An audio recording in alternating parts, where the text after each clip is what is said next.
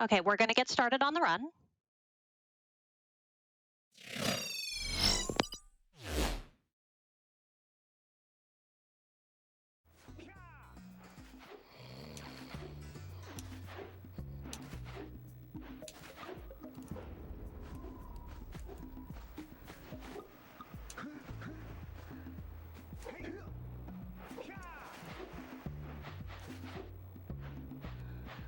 We're good? Awesome.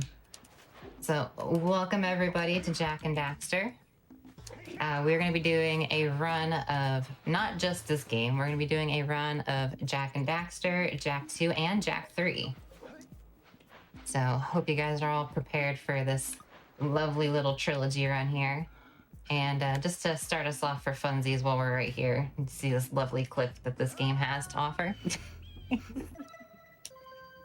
But let's get us started, shall we?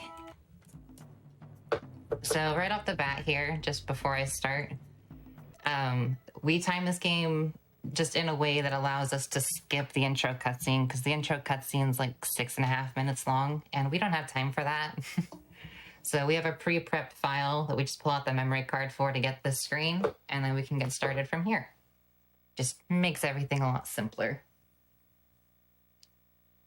So if you guys are ready, I'll count it down. All right, so 3, 2, 1, go. All right. So this is the tutorial section of the game, basically called Guys Are Rock. It's supposed to teach you how to move around the game and whatnot. It's not the most difficult thing ever. One thing to keep a note of while we're going through the tutorial section here is that we need to really focus on the orb count that we have. We have to collect a specific amount of orbs so that we can purchase two power cells later in order for us to have enough power cells to progress through the game. This game kind of works just like how Super Mario 64 works. How you need like a specific amount of stars to go through the doors in Mario 64. It's the same thing here. You need a specific amount of power cells to kind of progress through the game.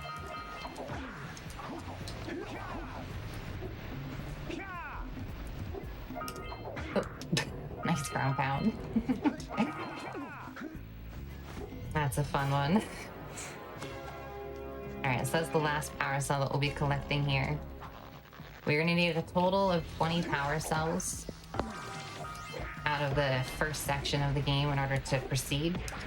There's technically a way to skip the first power cell check for what's called Fire Canyon. However, the skip is very not marathon friendly, so we're not going to be doing that today.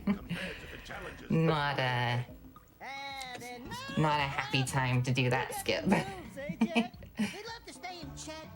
But this cutscene's gonna take just a little bit, so if you want to read some donations, that would be great. Sure thing. We have $25 from Positive Vibe that says, "I love this, great cause. Thank you so much for your donation." We also have $25 from Emma Z. No comment, but thank you so much.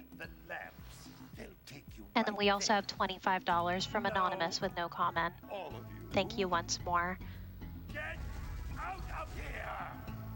All right, and with that, the Green Sage has yelled at us, telling us to get out of his hut. Doesn't want us there anymore. We need to go on our adventure. So here in the village, we're going to be grabbing some scout flies. If you collect 7 scout flies, they will give you a power cell. So it's just nice to kind of go through the levels and pick them up as you're going through them. I get the blind. It's a little blind on that one. Sometimes I miss it. So here, we're going to enter into Sentinel Beach. We didn't actually used to go this direction first, but it was within the past few months it was found to actually be faster to go this way and to follow the lamps like the Green Sage tells us to. We used to ignore him, which was more fun, honestly. So this pelican here eats this power cell. It's not very nice. You're supposed to go over and punch him and then try and chase down the pelican, but we don't have any time for that. So instead, we're gonna come over here over to this tower and do some little silly movements to climb up the tower here. And get up to this cannon and kill this guy. And now with this cannon, we're actually going to blow up the pelican. So we just shot a cannonball at that pelican. So everyone's just, yeah, that poor pelican's just dead.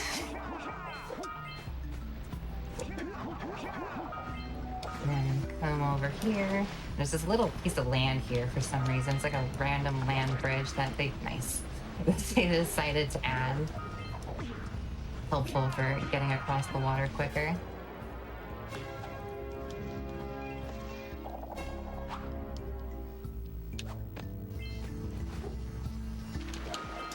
I'm grabbing some more orbs here. Another scout fly. So over here, you're not technically supposed to be able to make this jump, but you can. You're supposed to like raise up that platform from underneath so you can actually get up here. But with a well-timed jump, you can actually just get up there with a roll jump, high jump.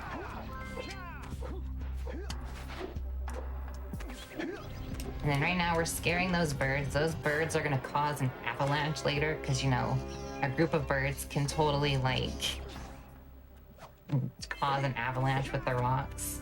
I don't know exactly how that works, but I mean, it's a video game, so they can do what they want, I suppose. So right here, they'll cause their lovely avalanche. And this rock comes down, and there's apparently a power cell up there. Who knew?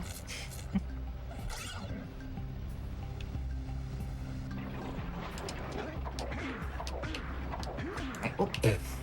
What great movement is happening right now. Alright. We're gonna try and get up here to this fly. You're not supposed to get up that way, but again, with proper movement, you can get up there. It's just a little finicky. I know this is what the green sage told us to do. He wants to unclog those eco cloggers because they've got little rocks on them stopping everything. And we get a power cell for it. And then this is the one from the birds. So up here, normally what you're supposed to do is you're supposed to knock down this egg that's up there in the corner and free the Flet-Flet. However, we don't have time for that because that cutscene's too long. So we're just gonna leave Flet-Flet in her egg. I think it's honestly better for her because obviously she was not ready to be leaving that egg. But if you go up there and knock it down, it cracks open, so we're gonna be nice to Flet-Flet and just leave her alone.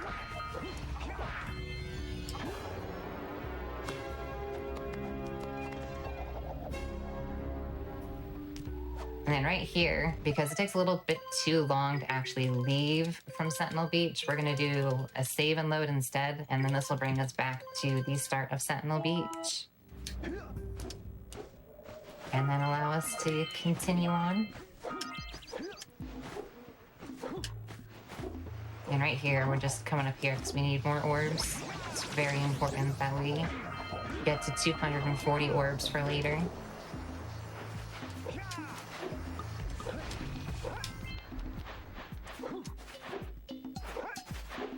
Now we're gonna make our way over here to Forbidden Jungle. It's totally very forbidden, totally not easy to get into or anything. Just this nice little pathway over here for us. Nice and open, nothing blocking it or anything. Same thing here. Just gather some more scout flies. These bonk.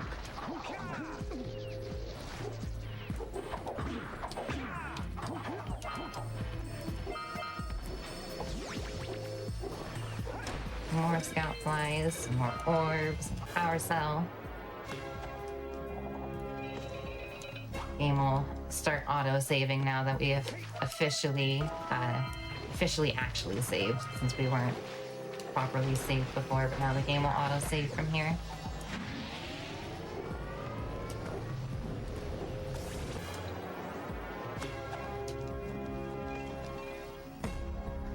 And for those who were hoping for the fisherman, I'm sorry to say we are not going to be doing the fish mini game during this run. The fish mini game is quite slow. While entertaining, it is just too slow to be in the run.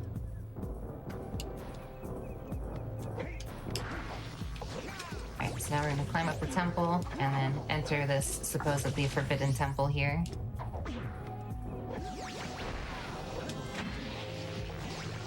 It has a super angry plant in it. Like, I don't know what made that plant so angry, but there's a plant in here that is just not a happy camper. Just wants us dead. But we need its orbs and we need its power cell, so we're gonna come in here and take care of it.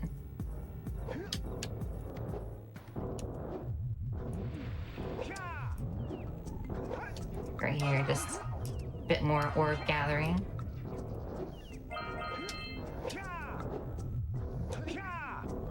And then this is supposed to open up like the blue eco vents that we were supposed to use to get to the top of the tower in Sentinel Beach.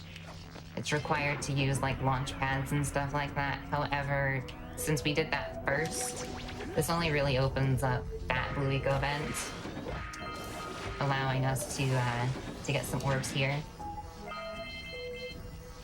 Because if you progress beyond Fire Canyon without Blue Eco, the rest of the Blue Eco vents are just kind of there. They didn't like stop you from being able to use them if you somehow got there early. So now right here, we just kind of have to wait. So I've always found that the best way to wait is to just ram Jak's head into the wall. He might have a little bit of problems afterwards, but I'm sure he'll be fine. But we have to wait for these things to put their spikes down before we can actually hit them. Don't want to hit something that's spiky, that might hurt. Alright, we're gonna take some damage off of that, and then open up the blue eco, and then snag an orb by jumping on the plant's head. And then we'll take this launch pad out of the temple. Gather a few more orbs and a couple more scout flies. And die to the frog. Well, that sucks. Step one. Stay alive. Shoot. Alright, I have to find a different way to get orbs real quick. Frog got me. Should be okay. Let's get some orbs from here. We're supposed to take that blue eco over to another vent to get more orbs, but that should maybe do. That frog is very evil and sometimes just likes to kill ya. Alright, so there's the last cell here. Unplanned, but that's okay. So now, same thing as before. It takes too long to actually get out of the jungle, so we're gonna load out of here. And then make our way down here. Almost to our 240 orbs now. I'm gonna have to detour slightly up here to get 2 more orbs.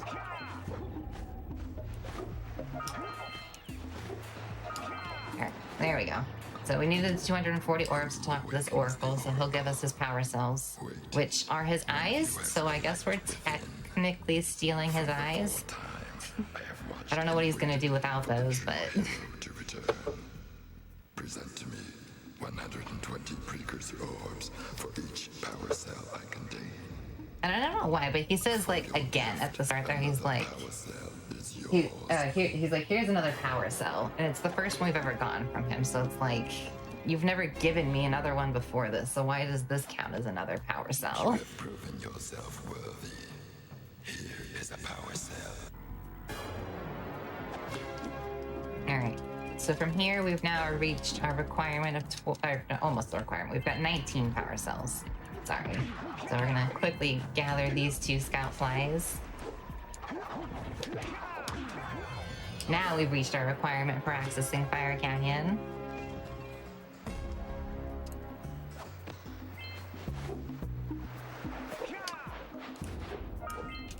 And we'll make our way up here.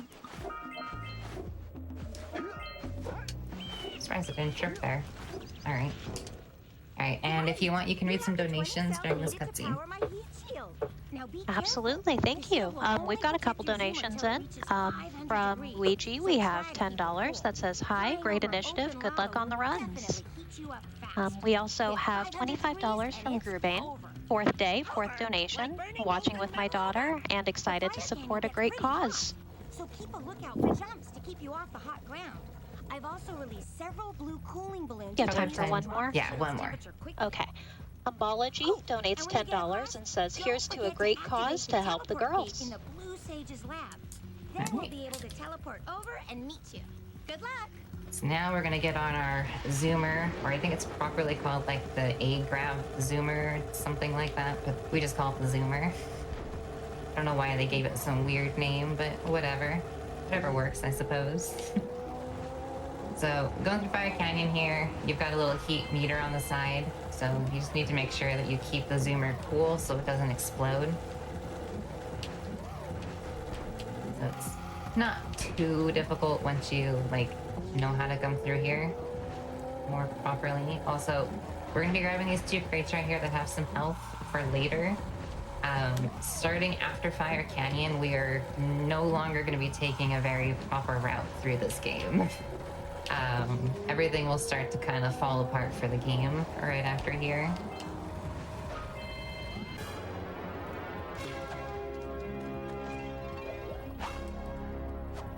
Alright, so now that we're done with Fire Canyon, we'll make our way into Rock Village here. And we're going to be gathering more health along the way. The health is required if something goes right. If it goes wrong, it won't be required. So we'll kind of see what happens. We need to get to full 50 health, though, if this goes right. So normally you're supposed to gather more power cells to be able to turn on this eco beam here. To move this boulder. It requires 45 power cells, I believe, to move it, but we can just climb up this rock like this and get up here quicker instead. And now here is the boss for the second area.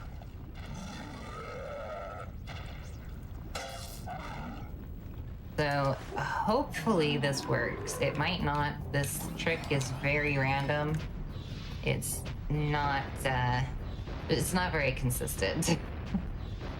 But what we're going to try to do is ledge grab the side of the platform that's just behind the claw there. And if it works, we'll be able to walk in the lava. If it doesn't, then we're gonna have to do an alternative. Burn. Yeah, I figured. Alright, so since we did not get that, I'm gonna have to do an alternative. I could go back and try again, but it's not really worth it. Sadly, we're not going to be able to show off the lava walk, but it's it's whatever. So now instead we're going to switch into something completely different that is kind of even weirder to explain. So after being in the claw area, we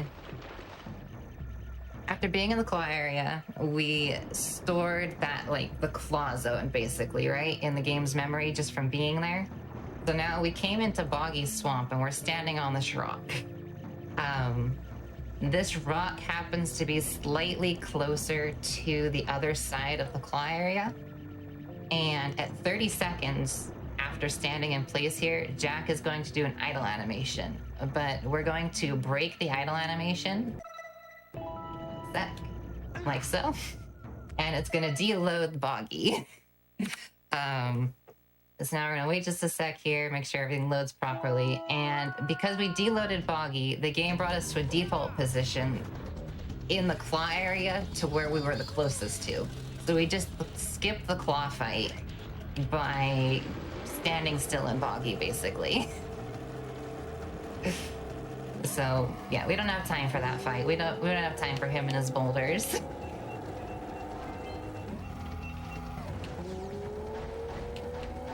We'll skip him one way or another. So now we're making our way through Mountain Pass here. There's these, like, little lurkers that are kind of like racing us to the end. You can't get too far ahead of them or too far behind them. Technically it's only supposed to be too far behind them, but they have like this weird bubble around them that if you get too far ahead, it still counts as you being too slow.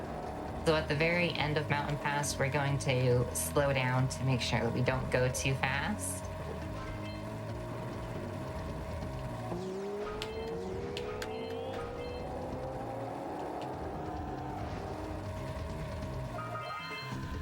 Alright, so right here, we're gonna slow down. Just go nice and slow while we wait. Alright.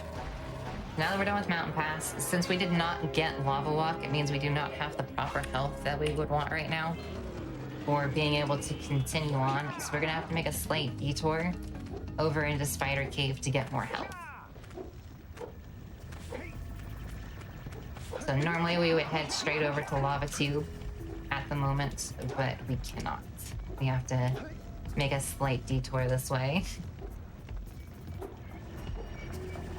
But better to be safe with doing the alternate version of Claw instead of continuously going for Lava Walk and just hoping it works. We don't want to waste too much time. So right here, gathering health, murdering spiders, because, you know, that's what Jak does, right?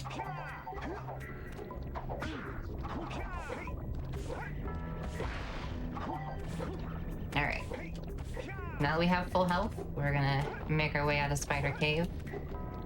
I'm gonna make a safety save here just in case things go wrong later.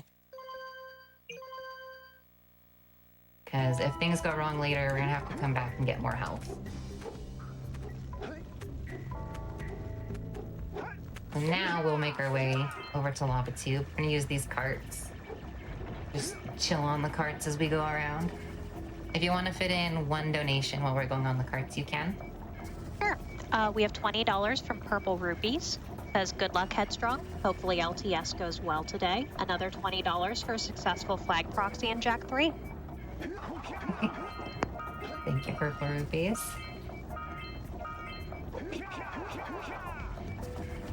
All right. Here's our final cart. All right, so right here, we're gonna try and do what's called a rocket uppercut. We're going to uppercut into this plank here and hopefully get kind of launched into the air. Being a little rude. Come on. Jak, launch.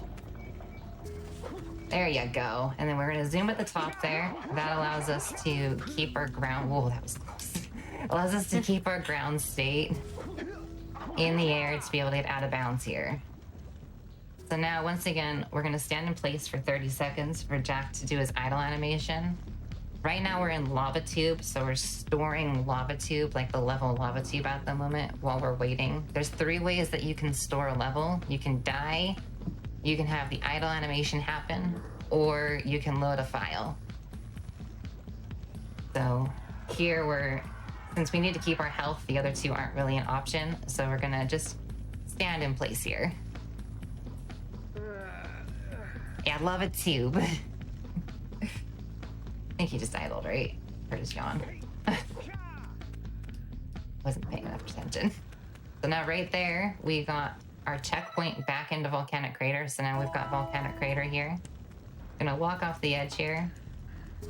Do more what's called zoom walking. That allows us to get under here and around the checkpoint for Lava Tube. So now we have Volcanic Crater and the music still while we're here in Lava Tube. But keep in mind, we have Lava Tube stored right now as well. That's very important as we make our way through here. Also, this game was very kind, and they have these, like, what we call cold spots throughout Lava Tube, where you can just kind of walk on them without getting hurt. So, thank you, Naughty Dog, for that.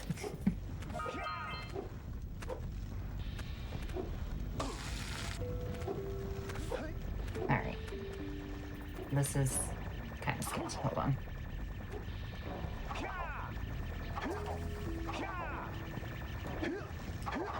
Okay.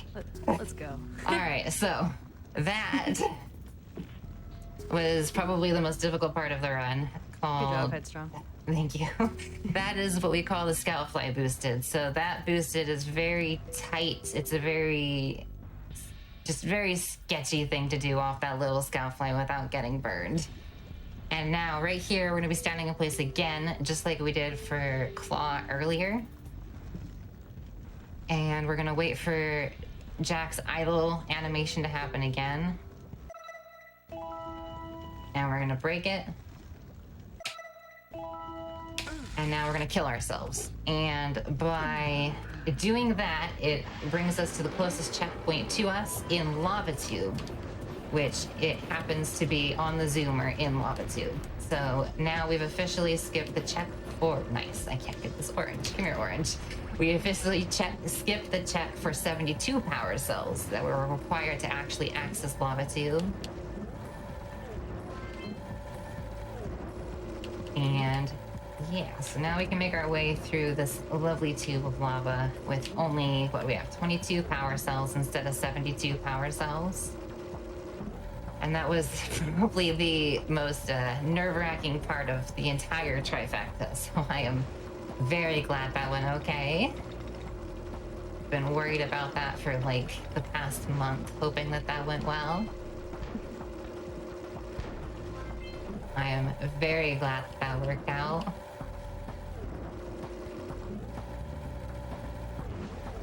And as we make our way through Lava Tube here, if you want to fit in one more donation, you should be able to. Sounds good. I have $100 from Cronage, who says, "Good job, everyone, and good luck to all the remaining runners." All right. We're coming up here on the end of Lava Tube. I like to jump around that eco. You don't have to, but I just like to.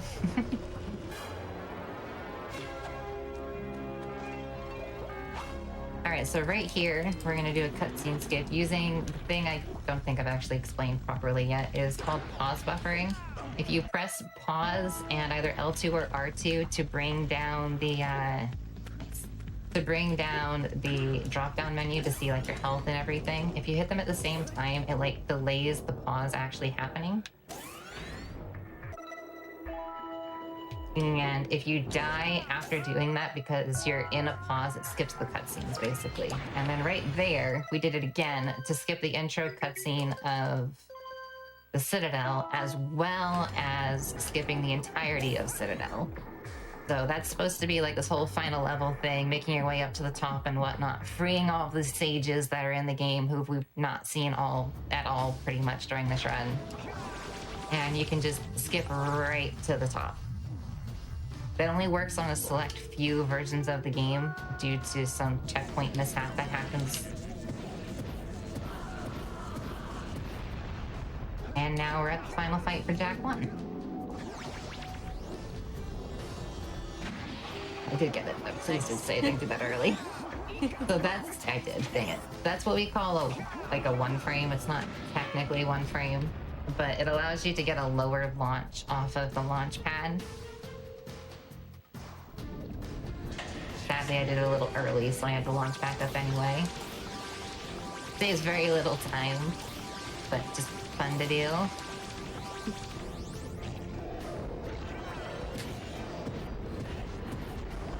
Hey, you're supposed to be dead. I thought I shot you.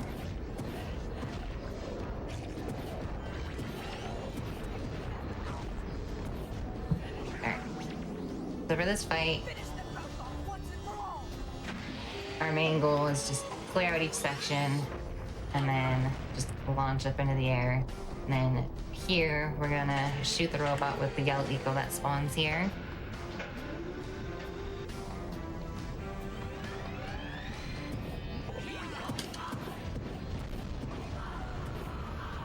And then shoot their cannon off. Oh, please don't die. That would be so sad. Taking way more damage than I should.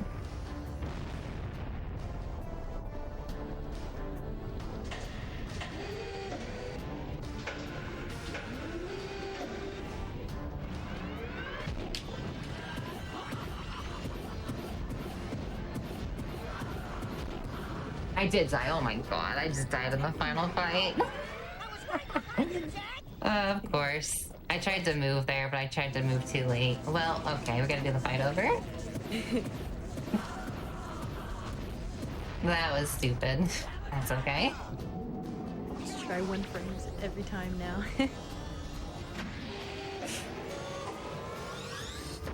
Whatever. It happens. It really happens actually a lot more. It shouldn't have happened, but it's fine.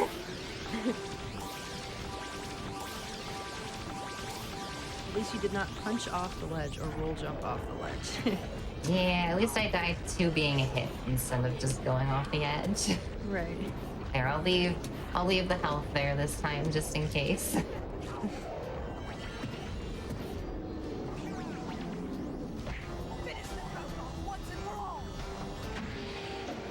Not 1 frame anymore. It's been so long.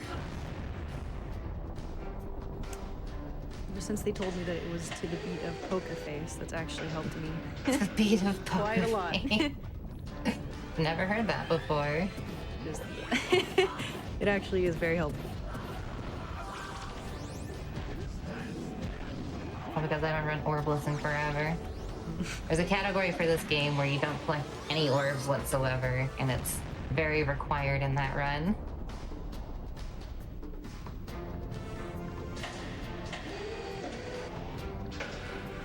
Alright.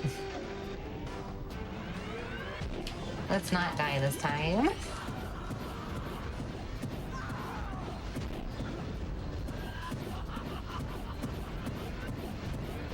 There we go. Alright. That was a silly way to end Jak 1, but that's okay. Alright, so we got this cutscene here, and we're gonna grab the light eco that spawns after Daxter decides whether or not he wants to stay furry or save the world. What a great thing to think of, right? It might stop that robot. Stay fuzzy, save the world. Choices. What a choice you have there, Daxter. We'll save the world, but do it quickly before I change my mind. Alright, now we're gonna wait for the lady go to spawn here. Got the next game ready to go. Here, alright, and that is Jak 1. Quickly switch out the games here for you guys. Quick transition if I can.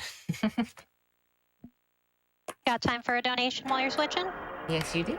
All right, I have $100 from a Scruff McGuffin that says, keep rocking these great runs and kill the animals.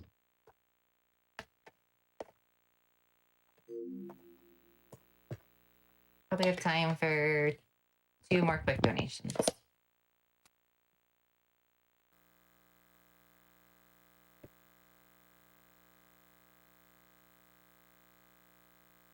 Yeah.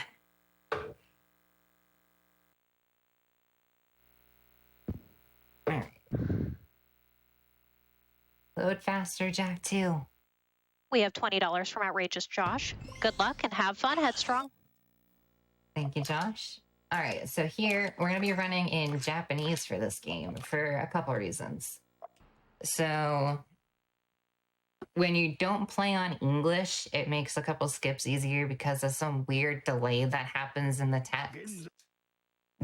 Or not the text, in the voice lines, that makes it so that just some skips are just actually easier. We would normally turn off voices to accomplish that, but I figure you probably want to at least hear something going on during the run. So we're going to leave voices on this time, as well as there's a few little fun voice clips in Japanese. So at the start here, Jak is in prison. He's very naughty. He became very edgy in Jak 2. They needed to throw him in prison. So this is us breaking out of prison. And this is just, again, the training section for this game. So just teaching you how to move around the game and whatnot.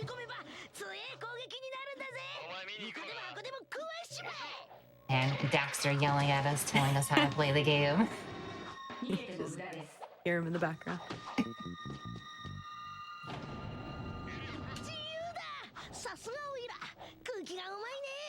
Alright, so right here, right here, we are protecting Core and Kid is what the name of this mission is. For those who don't know, spoilers, that kid is actually young Jak. We are currently, what is it, 500 years in the future, I think, comparatively to Jak 1. They don't know this yet. But it turns out at the end of Jak 1, if you 100% the game, they find out that there is a time machine. And they take the time machine to this future. And they don't realize that it's literally the future of where they're from. So that child is Jak.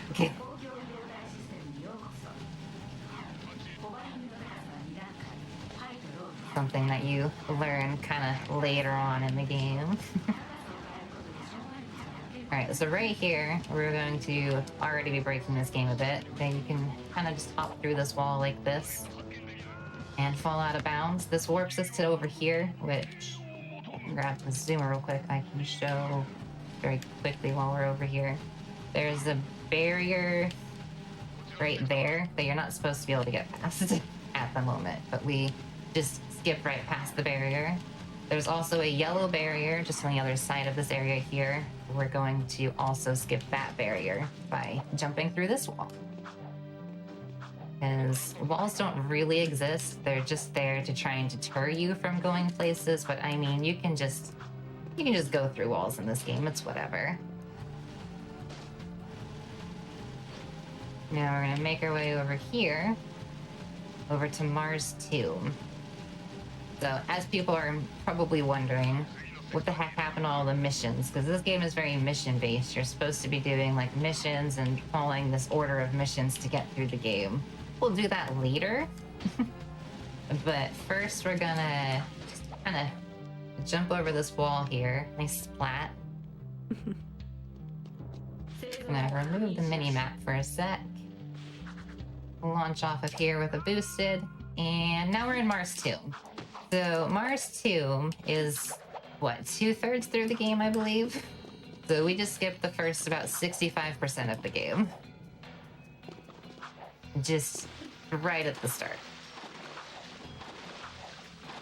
Now, right now, we're not fully, like, not everything properly works here at the moment. We can't open any doors or whatnot, so we need to do some more fun little wall clips here.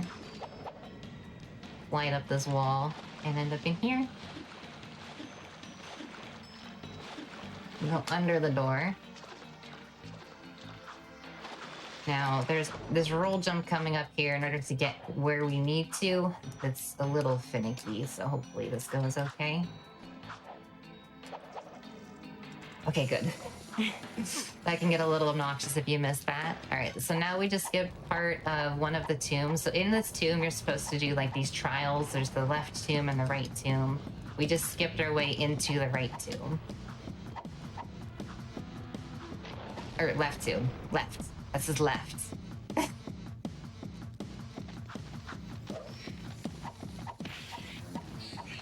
And now we get to play as Daxter the only time that you will see throughout the run, with his lovely tail whipping here. He's trying to run away from this evil spider. Just wants us dead. We disturbed his peace.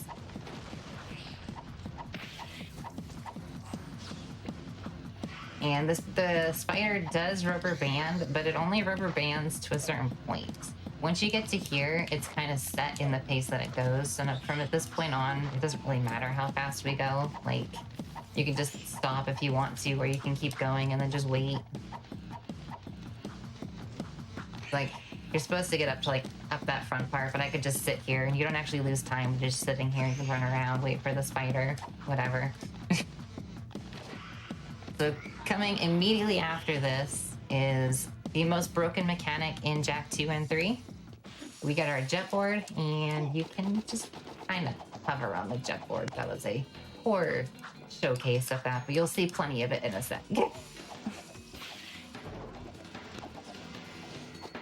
So you can just kind of fly into the air with the jetboard, like so.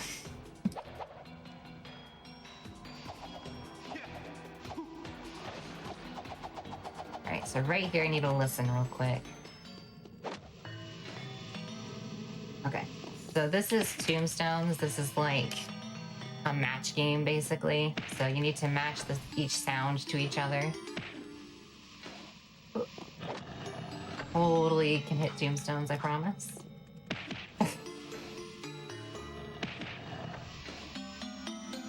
Alright, there we go.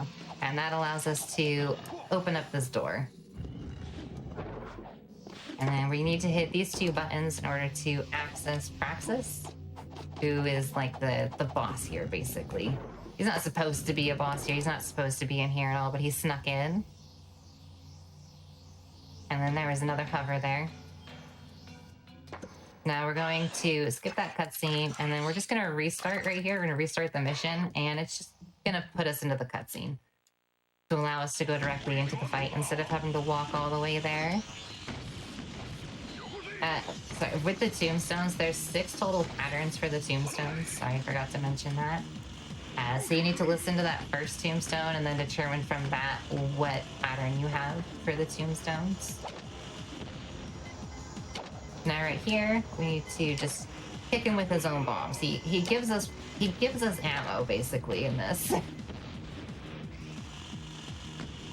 So I don't know why he decides it's a good idea to give us ammo to hit him, especially after he realizes the first time that it's a problem. You'd think he would stop doing it, but he doesn't. He just does it again anyway.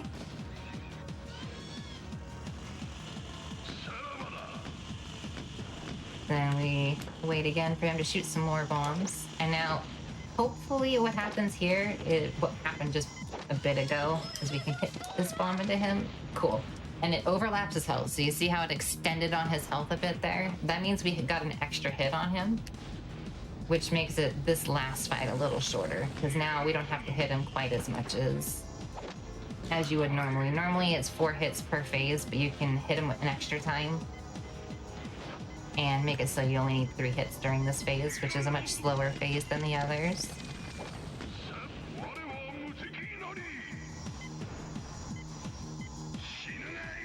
So now that we've killed Praxis with his own bombs, we can finally get out of this tomb and make our way over here. So once again, we're gonna hover, because I mean, if you can hover, why would you not hover? Just fly through everything. We like to say that in Jak 2 we hover over our problems. If there's an obstacle in the way, we just hover over it. I'm gonna wait for this door to open. And now we're back in the city. Go up these stairs here. Now we need to make our way back over to Torn. We're gonna hover here just to cut across some of the traffic, basically. This doesn't really save any, that doesn't save that much time. It saves a couple seconds, but I mean, again, if you can hover, why would you not, right? Then again here, I'm gonna go through this wall and then fall out of bounds. This will give us a checkpoint. It will not. I got the wrong checkpoint. That is awesome, game. Let's go try that again, shall we?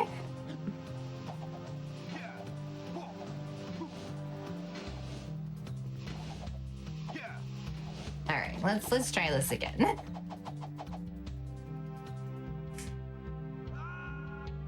There we go. That's what it was supposed to do. I don't actually remember why that sometimes doesn't work like that, but it's okay. It worked that time, so it's all good. So anyway, now we're gonna make our way over to our buddy Torn here. He's gonna tell us what to do next. From here, we can't do any like percentage skips to skip more missions, so we do actually have to do missions. It doesn't mean we're still not gonna break the missions, but we have to at least follow the list of missions from here. Sadly, can't skip a little further in. Oh my god, what the heck was that? Terrible spacing am I doing?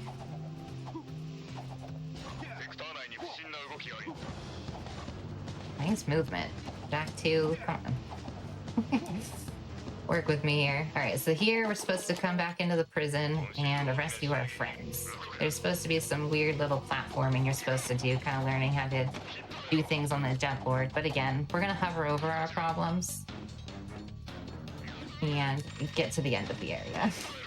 So now we just skipped a bit of platforming, and we're gonna make our way over here. There's really slow doors over here, so we're not gonna wait for them. We're gonna just clip through this wall, wait for this to load, and then hit the cutscene. And now we've rescued our friends by flying through the ceiling. It's a great way to rescue your friends. Oh god. Oh, they're coming for me now. Why was there a cruiser there? If you as much as like touch the vehicles of the police people here, they just go after you. They do not like it if you touch their vehicles. Of course there was one there. All right, right here we're gonna do another hover. Okay, this skips a little bit of movement. You can see on the mini map there's like this roundabout thing you're supposed to do, but you can just go over the wall and make your way into here. Leave this door to open. Now we're gonna zoom and stare at this elevator, and then we're going to restart mission, and then this is gonna bring us just to the bottom of the elevator. It's just faster than taking the elevator, allowing us to enter this lovely sewer escort mission. So these guys, who are supposed to be our friends, if you shoot them, they shoot you back. So don't shoot them.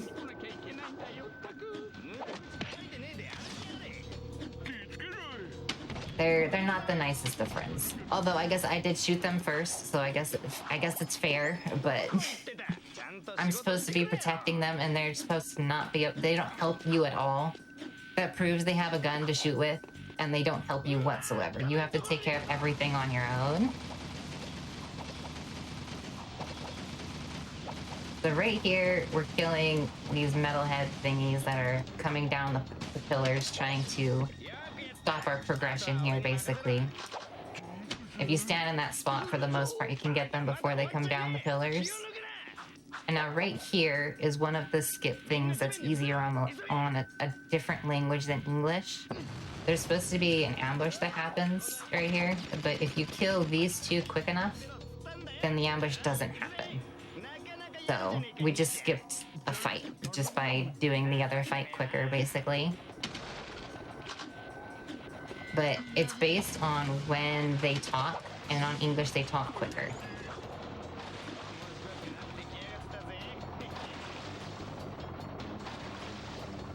Now we're just staring at the ground here, waiting for these to show up, because we're ahead of where we're supposed to be at the moment. And we have to wait for these dudes. You can't actually get very far ahead of them. If you get too far ahead of them, they will die. They will just drop dead. They don't know what to do with their lives if Jak is not there, like close to them. So you can just stare at the ground. It reduces a little bit of lag while doing so. I won't do it too often, just give you guys a little bit different things. So we'll hover up here instead while we wait. Not supposed to be up here, but I mean, might as well watch them, right? Watch them make their way in. If you want to read one donation, you can right here while we wait for this guy. Sure thing. No comment, but we have $50 from Martha McKinnish. Thank you so much. All right. So right here, we are going to protect them. Now we're in an actual ambush. We need to make sure that they don't die. So this is quite the long ambush of metalheads just constantly falling from the ceiling. How we weren't able to see them, I do not know, because there is just way too many of them for us to have missed this while being in here, but whatever. Oh, please don't die. Don't make me regret shooting my friend.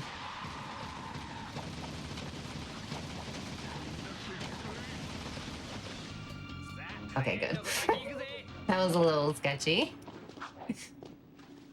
Alright, so here, again, we can't go too far ahead of them here, so you just kind of take it slow, otherwise they'll die. Now we're gonna go chill up on the, maybe, go chill up on the statue? Nope. Come on, let me on the statue. No, it's too late now. No statue for us. I messed up. Alright, so now we're going to reset the mission here. Just, again, it's quicker to restart missions than it is to actually backtrack. go into the door and out the door just so that the elevator can actually go back up.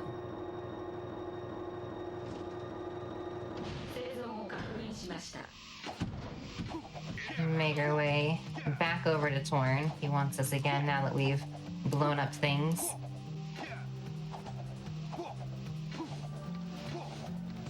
Oh, and run into guards. Evil guards, they're in the way. Alright. So after we talk to Torn here, the Baron finds out where this hideout is, and the Baron doesn't like these guys, okay? So he sends these evil crab-looking robot things to try and destroy this hideout. And these crab robots do not care what they shoot. They will kill the civilians if they want to, because, you know, that's just how things work in this game. I don't think you should kill your people. That's not a good idea. Like, just don't do that. But they do. They just shot the guy. That poor guy was minding his own business, and the crab's just like, hey, you could be evil. Don't die. Oh my god. What is going on with my health today?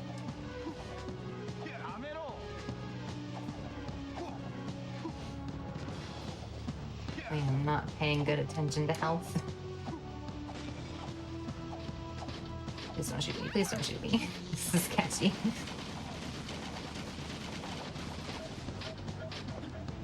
Alright, we have one more bomb bot to go kill. Hopefully we don't hit anything along the way.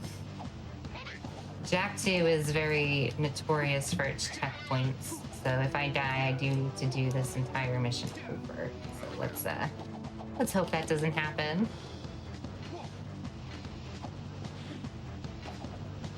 Alright, here's the last one.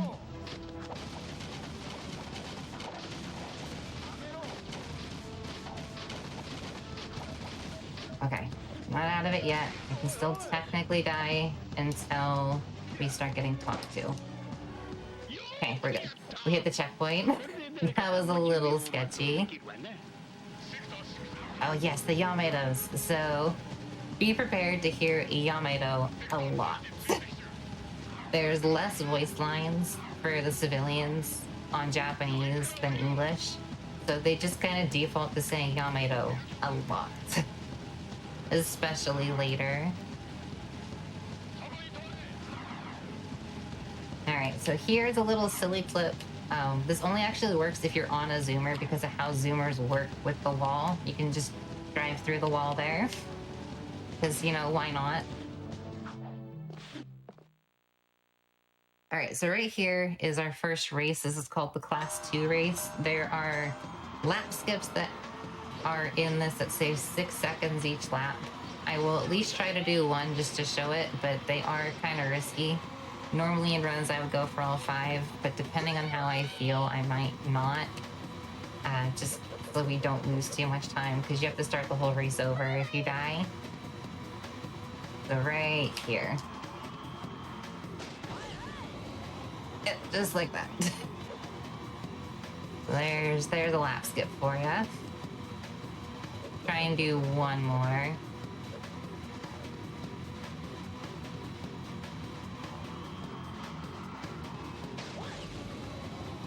Okay, all right. I am uncomfortable doing any more right now, so 2 is good, right? 2 is fine. So now we're just gonna do the race as normal. Get our way through this. Don't want to risk it any more than I need to. So if you want to read a couple donations while I finish out this race, you are more than welcome to. Sure thing. We have $20 from Anonymous, no comment, but thank you. We also have 15 from Anonymous with no comment. And just to let you all know, we do have a couple of bid wars going on right now for Knights of the Old Republic that I want to keep in your minds. So please get those donations in. We've got a couple of things: the robe color, character name, lightsaber color, and whether or not we pick light side or dark side. So if you have opinions, get them in. Awesome. All right, now we're coming up on the end of the the end of the race here. Yeah, end of the round. Wouldn't that be nice?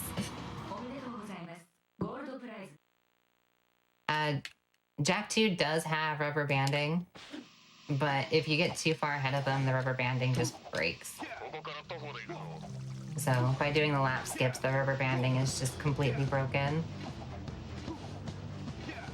Alright, so now we're done with that race. We need to go and get everybody's favorite weapon. It's called the Peacemaker. Because, you know, a weapon making peace. That's kind of the whole thing of its name, I guess. It's the strongest weapon in the game. You only get 10 ammo of it. But it's very useful for later on. So coming around the corner here, we're gonna do kind of a weird, silly skip here. If you launch up here and bring the camera with you, you can do a restart. And this will bring us closer to our destination. But you have to do it specifically like that with the camera going up with Jak in order to hit the checkpoint that's up there and for that warp to work. It's very strange. And then another thing here, we zoom into this little thing here and do another restart. It brings us from the back side of the palace to the front side of the palace. Again, nice quicker movement. And then right here, we're gonna hover through this wall and just way out in the middle of nowhere here to get to the Peacemaker a little bit quicker. And right here. Good. So this is the training course. It's supposed to like teach you how to use the guns and stuff, but I mean, who needs to learn when you can just go fast, right? Now we're gonna make our way over here. So right here, we're gonna do a hover into Crew's place here. He's like some like evil mafia boss kind of thing. But the door is really slow, and when you go in buildings, you have to do this weird slow walk that you see right here. And we don't have time for that, so we just kind of hover over everything. So right here, we have this race through the city with Errol. He's like the leader of the guards kind of thing. And he wants to race us in the city. During this race, you're supposed to go through all of these rings in order to, like, if you miss a ring, technically, and then if you miss a ring and then you go through a ring after it, it'll instantly fail the mission. You have to start again. However, there is a bit of a loophole with that where this does not end with rings, so you don't actually need to hit all of the rings as long as you don't hit another ring until the end. So you'll see right here, after hitting that ring, we're gonna make our way around here, and instead of taking the rings all the way around, we're going to just take a bit of a shortcut. And now we're just gonna dodge all the rings from here on out. If I touch a ring, I will have to do the race over, so let's hope that doesn't happen. Same thing here. On the right, you're supposed to go there, but you can just go to the left to make this a little bit quicker. Do a nice little jump there to skip that ring. That will smack that wall. It's okay. Keep going this way. This one's a little tight. And that's the last, like, issue ring. From here on, it's not too bad to get through the rest of the race without the rings. You can stay up here instead of going down below. This turn's a little sketchy. This turn is weird like that. But that's all good.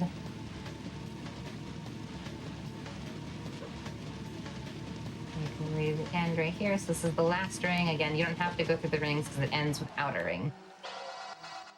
So now that we've finished with that, we are going to make our way over to what's called Dead Town. This is where they learn, I believe this is where they learn in the game, that the old Standover village still exists here, and it's how they find out that they're in the future.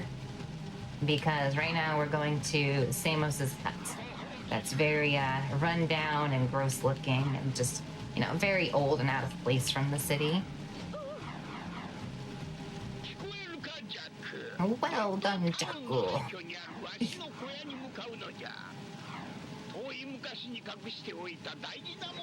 Pop off the zoomer. Come on in here. So here there's supposed to be like this big section where you use this robot to make your way around Dead Town to get up to the hut. But instead of doing all of that, again, this is Jak 2, we hover over our problems. So we're gonna hover through this wall, and then the trigger for the hut exists right there. So you can just hit the trigger, even though it doesn't look like it's there. And then we're done. So what a great mission they sent us on. Now right here, instead of going through the airlock, because that's slow, we're gonna hover over this wall and do what's called Ghost Town. So now we're in the city, but the city has no people, no vehicles or anything. It's just nice and quiet. So, but now it's the end of it because we're gonna do another death warp right here. And then immediately after spawning, we're gonna do another death warp. This is all just to get us a little closer to our destination. And then another hover right here. Add a little fun twist to this hover. I think I didn't get high enough.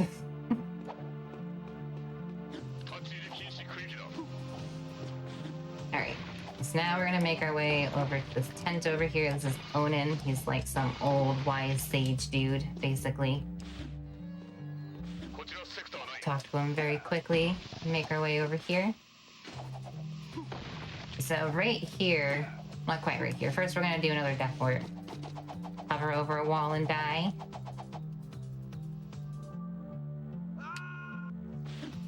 And up the stairs, do a fun little backflip instead of a front flip, because why not? Alright, so right here there are two different methods of getting to this next spot. I'm going to try and do the harder version since it doesn't lose that much time and it looks a lot cooler. But normally you would just hover over the wall here and just do a standard death warp. But instead of doing that, we want to try and be cool. It might not work. And we're gonna hover over the wall over here.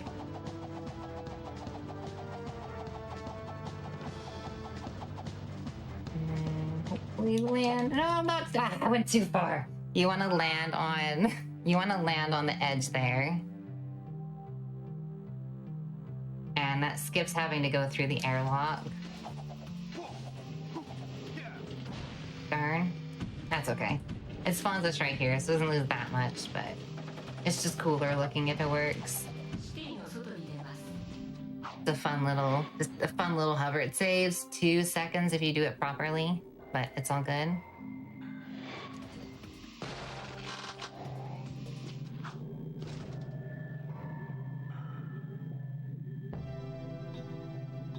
Alright, so now we're gonna take this little platform over here. Right now we need to go and protect the young Samos, because there's the young Samos and the old Samos from before.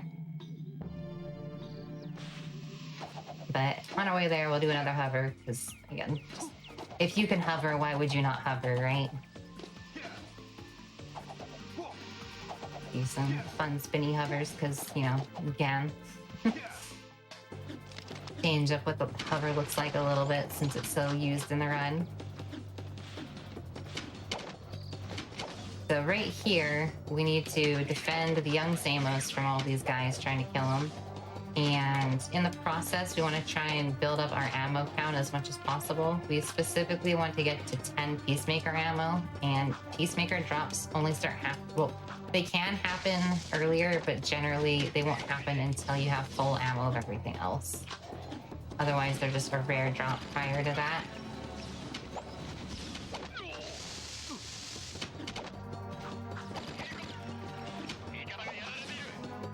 Beating up these dudes. They all come in waves, so as long as you stay on pace with the waves, it's roughly the same time every time.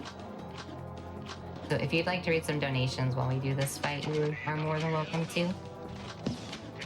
I sure can do that. We have $100 from our fruit, says loving the Jak run. We have $10 from Middleman. The Jak trilogy is one of my favorites of all time. It's great to see these games run for a good cause. And then Turret donates $10 and says, watching these runs with my sister, it's been crazy nerding out about all the cool speedrunning tactics with her.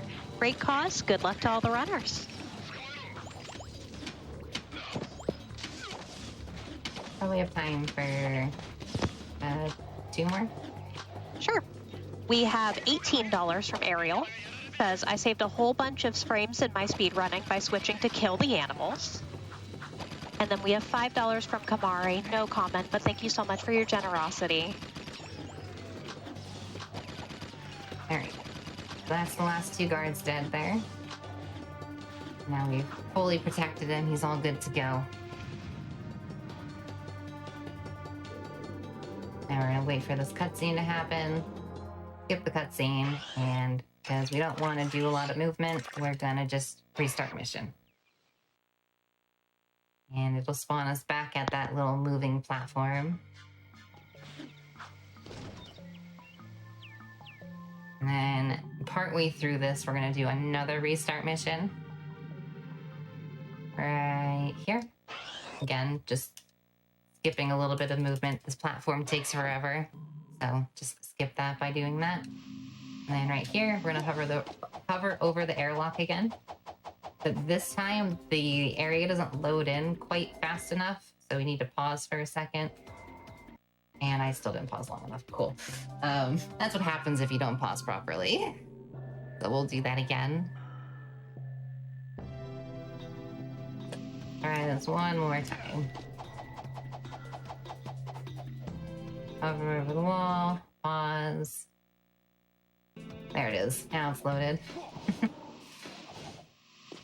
Much better. Yeah, got caught on the weird land thingy. Random piece of land there. Alright, hover over that wall, and then we're gonna jump into the abyss here. This will spawn us next to our lovely friend Brooder here. One of the lurkers. The lurkers are no longer evil. They're not on the side of Gol and Maya, as Gol and Maya are long gone. And we're friends with them, so we gotta help them. But before we do that, because they're not in that dire need of help, they're just in some cages. They're fine. They're safe in their cages. So instead of doing the lurker mission, we're gonna go and do 2 other missions first. Did something happen?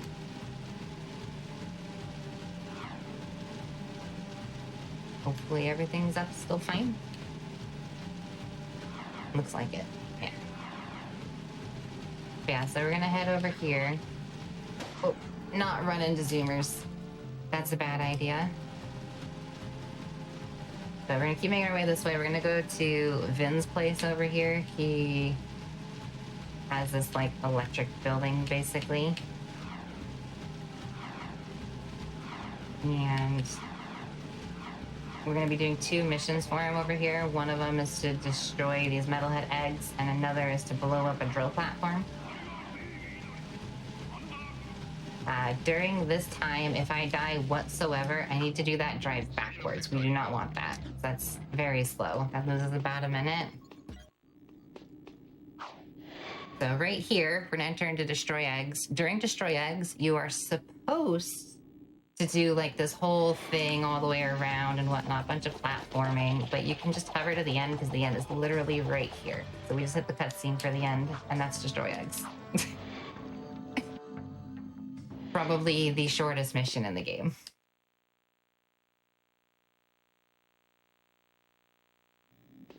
Now we're gonna head over to Drill Platform, which, opposite of the shortest mission in the game, is one of the longer missions in the game. Also very sketchy in the second half of it with potentially dying. But right here, when we hop into the robot suit, you're supposed to go through that door, but you can just do this. There's supposed to be an invisible wall there, and there is an invisible wall, but it doesn't extend all the way down on the wall, so you can just keep walking. And just walk along the edge here. Skips a bunch of dumb things you have to do in there. Just walk over here. And then clip back inside when we're ready.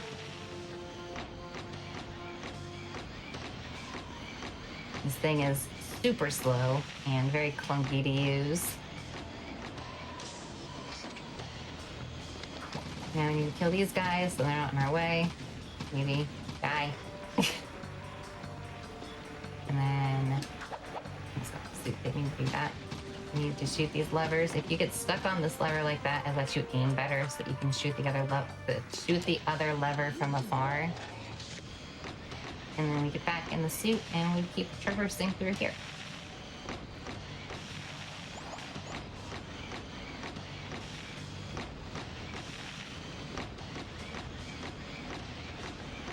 This nice, lovely track with the suit, which I feel like they picked such horrible colors for this thing. Especially because, like, I think I pointed this out to people a couple days ago, but, like, there's, like, a lightning bolt on the back of the suit. It's blue on blue. It's like a whitish blue on the blue background. Like, you can barely see it. It, like, blends in so much. Like, they could have picked a little bit better coloring for this thing. So up here, we're going to destroy computers, basically. We don't like technology. So we're just gonna break all these computers here. They're running the drill platform, so we need to stop that from happening. Man, these metalheads don't want us to. They can get a little obnoxious. The suit that we're in, as seen right there, it auto-targets onto the enemies, so you have to try and avoid that as much as possible.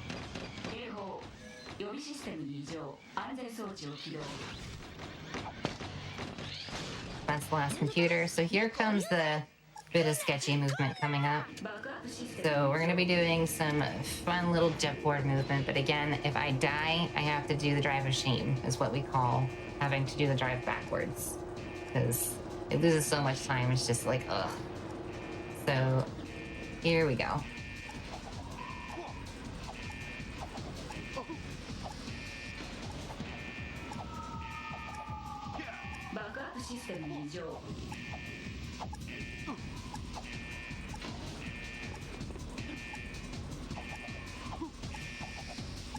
Alright, cool. We did not die. So that is good. So right here is another skip where if you have voices off or you're on a different thing that isn't English, it makes it easier. It skips the communicator being able to talk with you. So it saves like 10 seconds. If you have voices on, you have to wait a second the cutscene to make the cutscene lag the game a bit more, allowing you to do the skip. And then right here, because we didn't die, we can restart warp all the way back to Brooder. And now we can go save the lurkers like we were supposed to do a few minutes ago.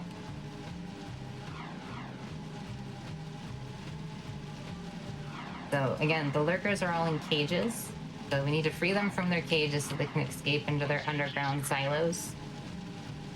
They don't want any part of all this nonsense going on. They just want to be safe. They're good lurkers. Although sometimes they can be a little silly. They can get a little lost. Their AI gets confused sometimes trying to find your zoomer. Other times they decide they want to stay on the zoomer even though they're not supposed to. They have a bunch of weird things that can just happen during this mission. We're gonna drop this one off in the silo, and the other one is close enough that it's nice. That it's gonna auto-target itself into the silo, so I don't have to pick that one up.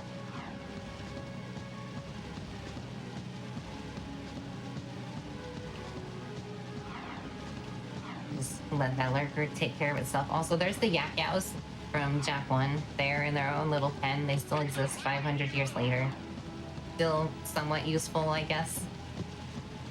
Still using them for food, probably.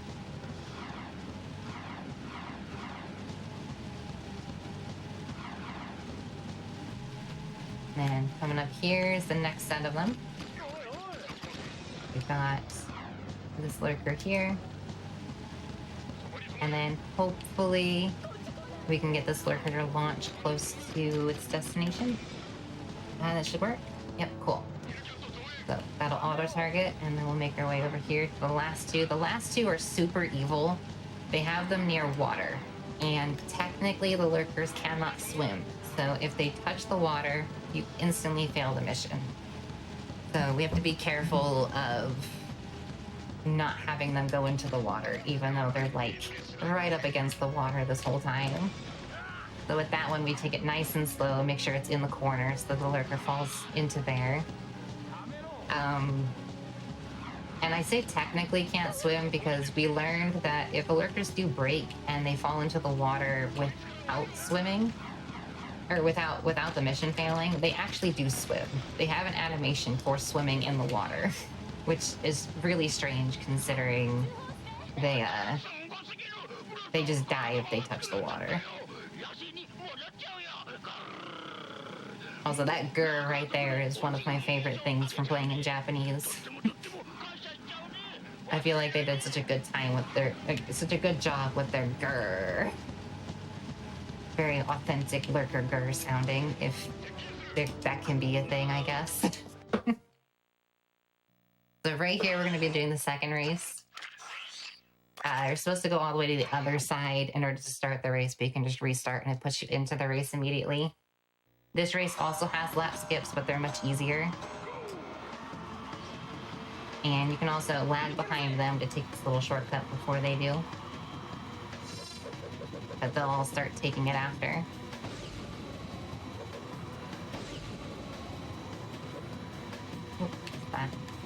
Give me a little slow, that's okay. So right here is the first lap skip. You just ram into this wall and then launch. And slow down so you don't blow up the zoomer. Usually you have 2 boosts, so you can boost immediately right after, but I missed one of them. And we're gonna be doing that for every lap because I trust this one a lot more.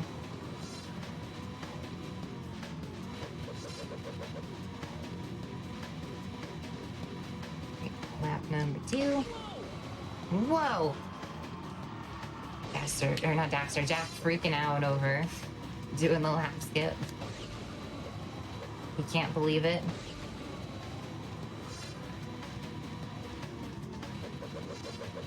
Also, I guess the red arrow on the minimap, that's Errol, the guy we raced earlier.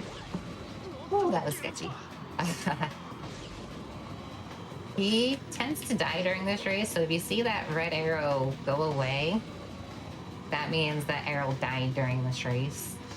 Which I always find kind of funny, because it's like the main, you're specifically racing him right now, but he sometimes just blows up. Oh, messed that one up. That's okay. A little sketchy. So I'm not going to take the shortcut there, because they bounce around so much in there to the point where they'll just blow you up, because they're flying all around in the shortcut. It's not worth it to go anywhere near them when they're in that shortcut.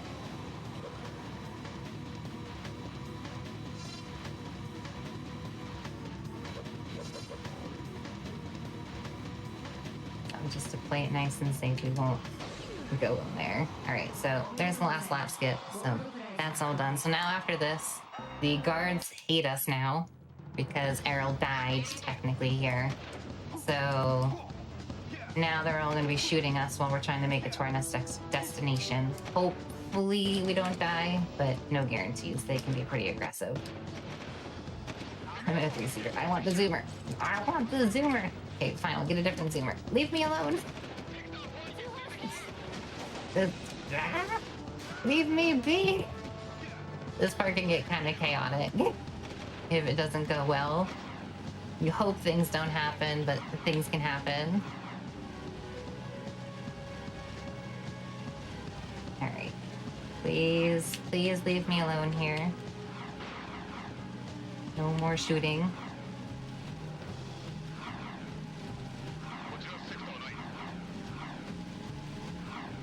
I don't know if you guys heard that or not, but the guards will say, "Watch out, senpai." So right here, we're gonna do this restart warp that we did earlier by pulling up the camera so that we can hit a specific checkpoint up there. And bring us closer over here. Right now we're heading towards the palace, or as I call it because of the icon on my splits, I have that called angry face, because it just looks like such an upset face. It's just like, arrgh. So angry. So in the palace here, this is supposed to be like a super like difficult platforming section where there's a bunch of guards and guns and stuff trying to kill you and whatnot. I'm sure a lot of people died here casually, but again, we can hover And so we're gonna hover in this corner here. And it just so happens that the very end of Palace is also right near the start. So we're just gonna fall over here through this wall. And now we just completed Palace. So now we're gonna go in here and then restart mission to skip the elevator. And that's Palace. And all good. Now we're gonna try and go for a skip here. Probably won't work. I didn't get a good enough one. But if the camera follows Jak up there, you can do a death warp to the carrier that saves 2 seconds. Figured I'd at least try for it. It's easy to just drop if you can't. Maybe you don't end up getting it. Now we're just gonna drive over to the carrier here. So for this, we're gonna head over to what's called the weapons factory, because Crew runs a weapons factory, and we're tired of his crap, so we're gonna go take him out. So, but before that, we gotta get to him. So going to the weapons factory is supposed to be this whole big ordeal, bunch of platforming again, but I mean, again, just hover over everything. Just hover over your problems. That's Jak 2 for you. And we gotta count the rooms here. So it's the blue room, a red room, and then this should be the next blue room. Yep. And then we'll land here, open up these. We're supposed to do a fight with these robots. It takes like a minute usually. Use a ton of ammo, but we're gonna hover up here, hit this checkpoint, and then hover up here, and we're gonna hit a death plane for the crew fight up here, and splat, I guess. And now we're in the crew fight. And he has quite the interesting Japanese voice.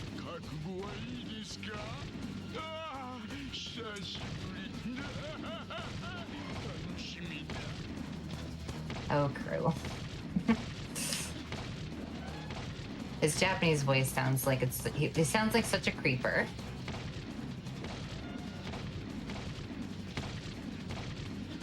So right here, we need to beat up what are considered to be Crew's clones before we can actually attack Crew. They don't really look like clones. They look like just like gelatin or something. But you're supposed to do a total of 3 phases of this. However, we're going to be skipping the final phase by doing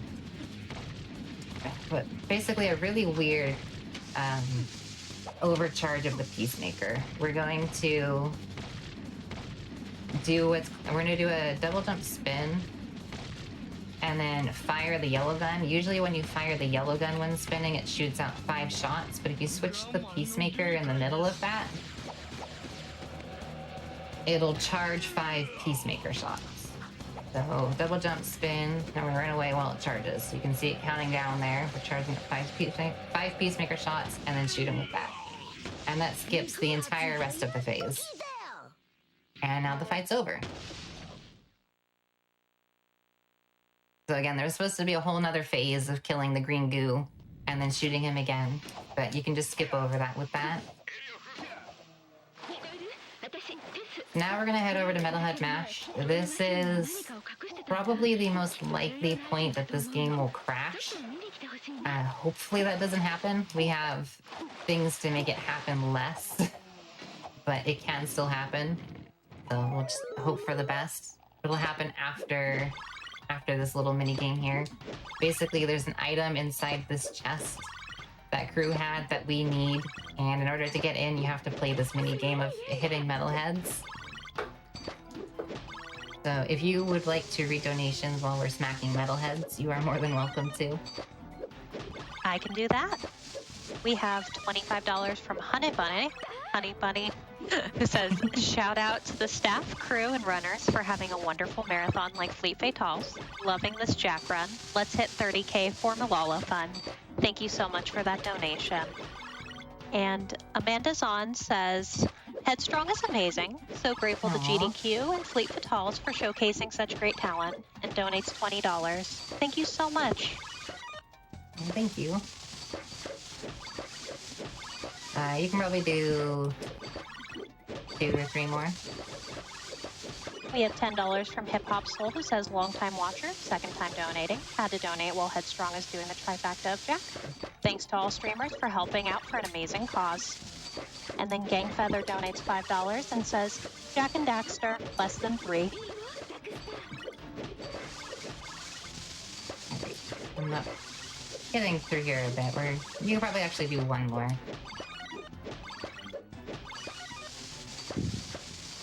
Let me just give a plug real quick, actually.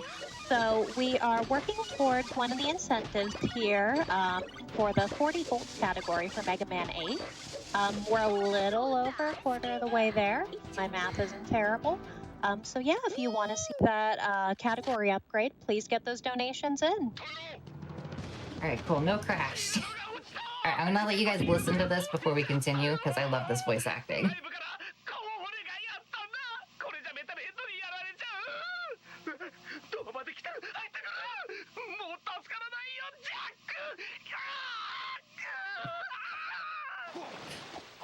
So, while it is super sad that that guy did just technically die there,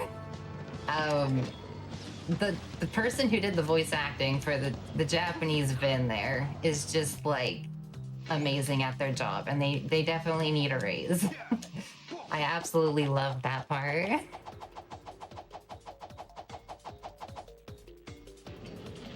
Alright, so right there, we just did a bunch of clips to get into Underport. By opening the door and then jumping how we did there, it despawns the port and allows you to get down into Underport, and then we hover from there all the way to here to skip an entire robot section. Then right here, if this works, hold on. Good. So this skips having to platform in here. It's actually a really tight hover. There's a very small area to get out of bounds on that hover, so I'm glad it actually went okay. And now we're gonna make our way through here pretty much normally, just doing these puzzles. And Sig tells us how he can't think about things. He doesn't know how to do puzzles. He's just the bronze, so he doesn't help us at all. He just shoots the metal heads behind us, which we could totally do ourselves, but I mean, we'll let Sig do it.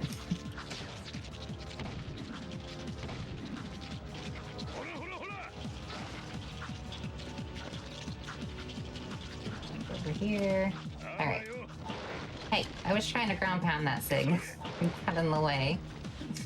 Alright. So that's the end of Underport. I'm just gonna make our way over here. Oh, and I guess Sig died there. Although, spoiler alert, he is alive in the credits scene. I won't show that because obviously we have to move on to Jak 3.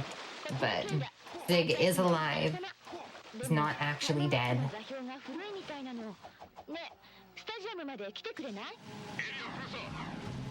So, Sig is nice. So, right here is honestly probably the most interesting part of the run. We're just gonna drive for like 2 minutes just through the city to get from the port all the way back to the stadium. So if you want to read some more donations, go right ahead. Sure thing. We have $50 from Lenico. No comment, but thank you so much. And then we also have $30 from Anonymous. And just to remind you all, we are raising money for Malala Fund. Malala Fund is working for a world where all girls can learn and lead, advocates for resources and policy changes needed to give all girls a secondary education, invests in local education leaders, and amplifies the voices of girls fighting for change. So if you have any donations to get in for some of our great prizes or our fantastic incentives, you're supporting an incredible cause.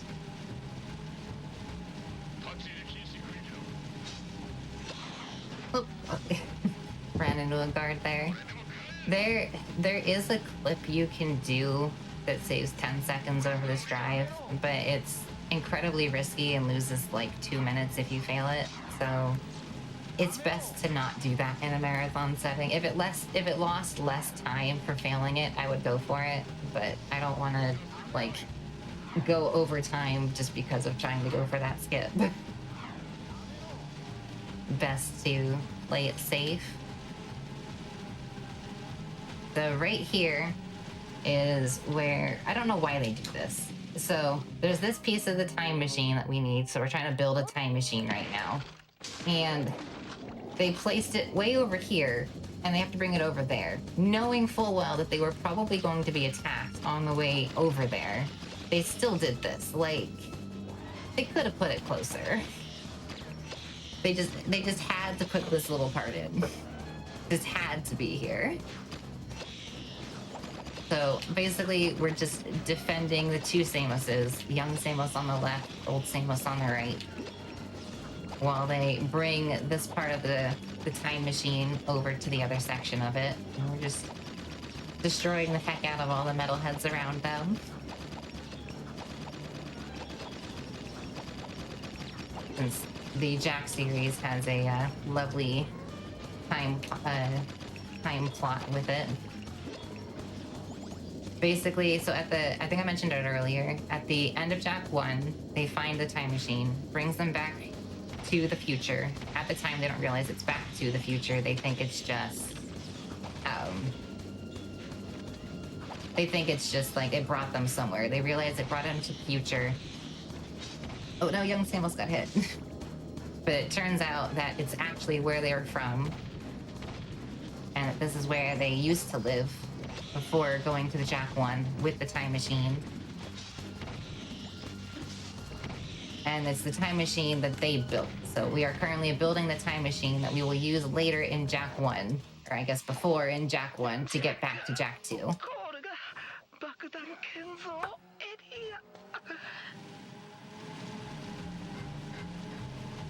And then, so they send young Jak back to Jak 1, while adult Jak goes on to be Jak 3. So there's just a nice little time loop that happens of young Jak constantly going back to Jak 1 after growing up in Jak 1. It's gotta be such, like, a weird thing to go through, honestly. Just, like, constantly reliving Jak 1 over and over and over without actually realizing that you're reliving it over and over and over.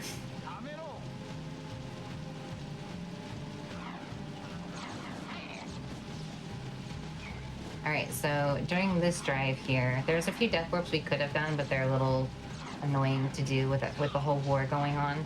But we will be doing this death warp here, just as of being a little bit quicker, going through this wall for, I think it's the 3rd time now. And now we're gonna get on a jet board. Please don't hit me. Land up here. Alright, we're gonna go for a hover here, but nice. Hopefully works. It's a bit laggy, so the hover can be a little finicky, as well as there can be enemies in the way, like that. Good. Alright, cool, we got the hover. So this is just to skip some more driving, basically. There's a bunch of, like, twists and turns that you're supposed to go around, but you can just hover over the wall instead to get over here. Ooh, overshot. We need to get into this here. This is the construction site. This is where you kind of, like, find out a bunch of things are going on. And now we're off to the final fight of Core. The final fight of Jak 2 called Core. Turns out Core, who we protected earlier, is actually super evil and is the leader of the metalheads. But before we do that, we gotta do another death warp, because that's Jak 2. Just all the death warps and hovering. So we're gonna hover over this wall. This will get us closer to the carrier, to bring us over to Core. So once again, there's a bunch of platforming you're supposed to do in order to get to Core, but you can alleviate all of that by just hovering over everything. So we're gonna hover here. This actually might be an angle to skip the cutscene. Skipping the cutscene saves like a second. Didn't it? That's okay. It's really not that much different. So now we're gonna hover up here, skipping all the platforming, and then this hover is just a safe hover to have a more direct route. And now we are in Core. So this is the final fight of Jak 2. We're gonna turn the camera around so that the metalheads that are supposed to spawn here from the eggs don't spawn. If you don't look at them, they won't spawn. You don't see me, I don't see you kind of thing. Now we're shoot the heck out of Core. And then right here, you can only hit him when he's not attacking. So you just have to be careful of when you shoot to make sure you don't use too much ammo when you don't need to.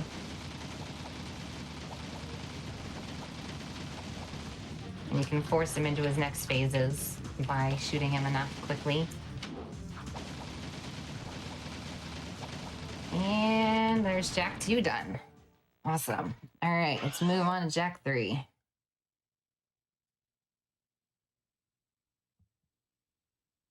So while we're loading up Jak 3 here, if you want to get some more donation, then you can. I just want to remind everybody out there, Fleet Fatales and other hotfix events and shows are brought to you by viewers like you. Your subscriptions and bits help keep this channel running for these fun events, including shows like Fleet Fatales, Random Number Generation, Time Capsule, Mercy Kill, Runners Wanted, Tina's RPG Show, I guess, and more. You could probably do one more donation. Sounds good. Something that I want to point out for you all is we are still collecting the bid war incentives for KOTOR, Knights of the Old Republic, and light side is creeping up on dark side a bit. So if you want to protect being a member of the dark side, you should probably get your donations in. Must be one with the dark side. All right, so starting off with Jak 3 here, there's this training course, as there is with all the others. However, because we have enough time to try it, I'm going to. There's an optional way of doing this that's slightly faster. Instead of going through the training course, learning how to do everything and whatnot, we're gonna try and just skip that with an interesting trick here, if it works. I don't think that was quite good enough. So this is called flag proxy. Our goal is to get the camera far enough out of bounds that it despawns. Come on, camera, go high enough. Go with me, camera. Ah, dang it. That it despawns the, eco things that we're supposed to collect. Try a couple more times. If it doesn't work, I'll just go and do it normally. Nice to get it, though.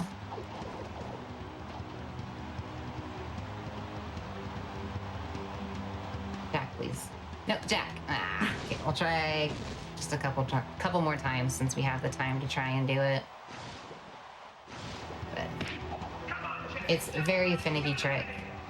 This is usually a very heavy reset point of Jak 3 runs, just right at the start going for this. It saves like 15 seconds. So obviously we've lost way too much for that, but we gotta get the cool skip for the marathon, right?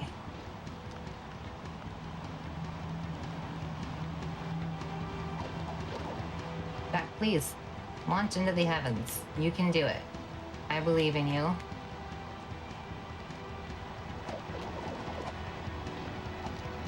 I want to launch into the heavens.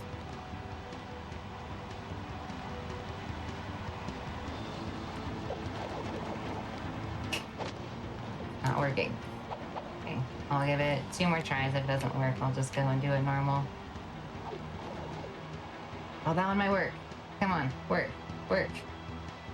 Ah, the camera didn't go high enough. All right, last one. At least you get to see it being a bit silly. Okay, that was a bad last one, but all right, we won't do it, I guess. Jak's being rude. That's okay. I was hopeful, but it didn't want to play nice today. That's fine. I don't want to end up going overtime just sitting there trying to go for it if it's not going to be nice to me. But at least we gave it a shot. You guys saw kind of how it works. I missed it.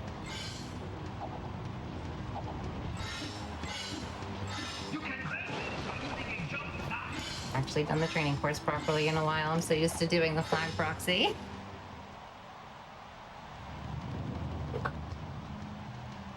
Alright, so we're gonna do this thing again. This skips the elevator. Oh, maybe.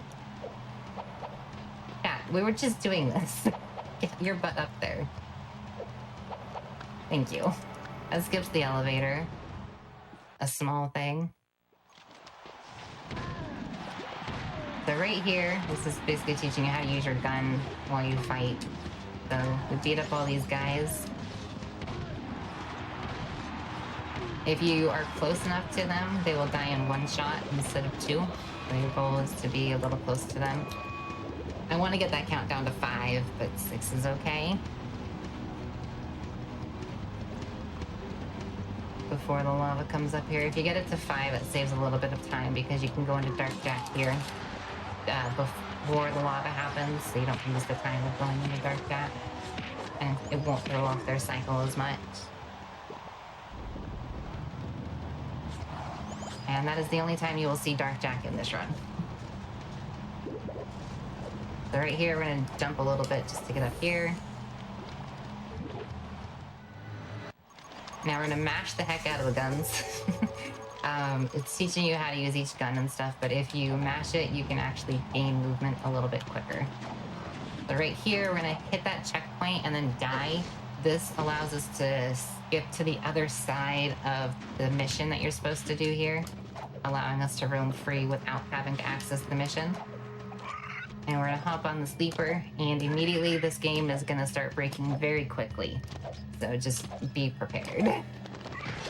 More than just a flat proxy thing here. So right here, we're gonna go into this corner, launch with the leaper over this wall, up here, jump out of bounds, land on absolutely nothing, right there. We're gonna get off the leaper and back on the leaper so that we can spawn in the garage, because the garage won't spawn in without getting off the leaper. We're gonna climb up this wall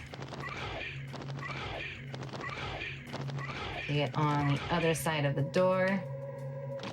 Land here. Despawn the leaper by getting close enough to the desert. And now we're inside the desert very early on and on foot. This is a very long and tedious section of the run, but it's still interesting on the first view, I think.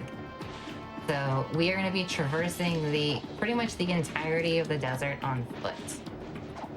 Right now, we don't have the jetboard or a vehicle or anything that we can use, so our fastest means of travel at this point is just rolling. So while the desert is in this state, none of the mountains and stuff really exist, so you can just kind of go through them like that.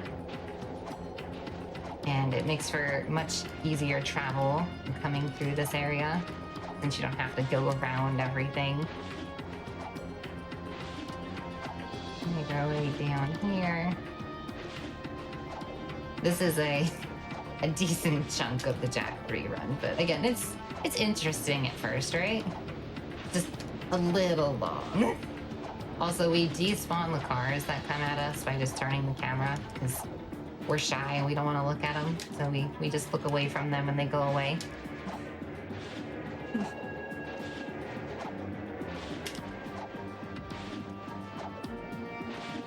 If you want to read some donations for just a bit, that would be great. Okay. Well, we have 2 anonymous $100 donations.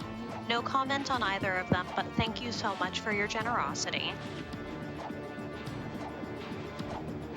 And let's talk t-shirts real quick, because everybody loves swag. The Yeti is donating $5 per Fleet Fatal shirt sold to Malala Fund. You can find the shirts at theyeti.com. They're pretty cool shirts. They've got a lot of classic female characters on them. Sheik, Claire Redfield from Resident Evil 2. I think Samus is on there. It's really good stuff. So if you're looking for a good new shirt, go ahead and pick one of those up and donate to a great cause. All right, so right there's just a giant gap that we have to cross. You can just kind of cross it by punching off the edge. Yeah, it's just a faster movement to get through the desert, really. That's pretty much the only thing interesting for a bit of the desert if you want to go with a few more donations.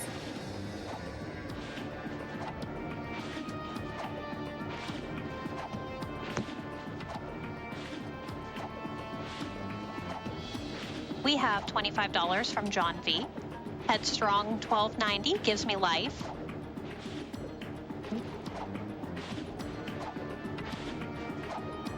You're probably good for 3 more donations. Okay. We actually haven't talked about prizes in a bit. So in addition to the excellent bid wars and challenges that we've got for you all today, there's also some great prizes you can get with minimum donations. Some of the cool ones today, there's a Sonic Chaos Emerald Trophy in stand, which looks really sweet. And that is a $25 minimum donation. There's also, if you're interested in Sonic stuff, for a $10 minimum donation, we have a holographic Sonic print. And you can donate to get those through the end of Knights of the Old Republic. All right, coming up right here, a bit of a change of scenery. This section here is deloaded along with how the rest of the desert is, and it allows us to swim underwater to avoid the kind of cool thing that kills you in this game. So we are currently swimming below the plane of where it can actually kill you, and allows us to swim this whole distance here to the temple. The temple is those rocks that you see off in the distance, like that mountain thing, basically. So now we're gonna swim all the way over there. Swimming in these games, you have to have a specific tempo to it. Normally during runs, I use a metronome during this section just because you swim so much here that how you swim is actually pretty important. But basically, you have to tap the stick forward and then return it to neutral, and then just repeat that over and over and over, because the starting animation of swimming is faster than the rest of it. So you just, I don't actually know if the stream can hear it, but you just hear constant tapping from from the controller during this section when doing runs. If you want to read 2 more donations, you should be good.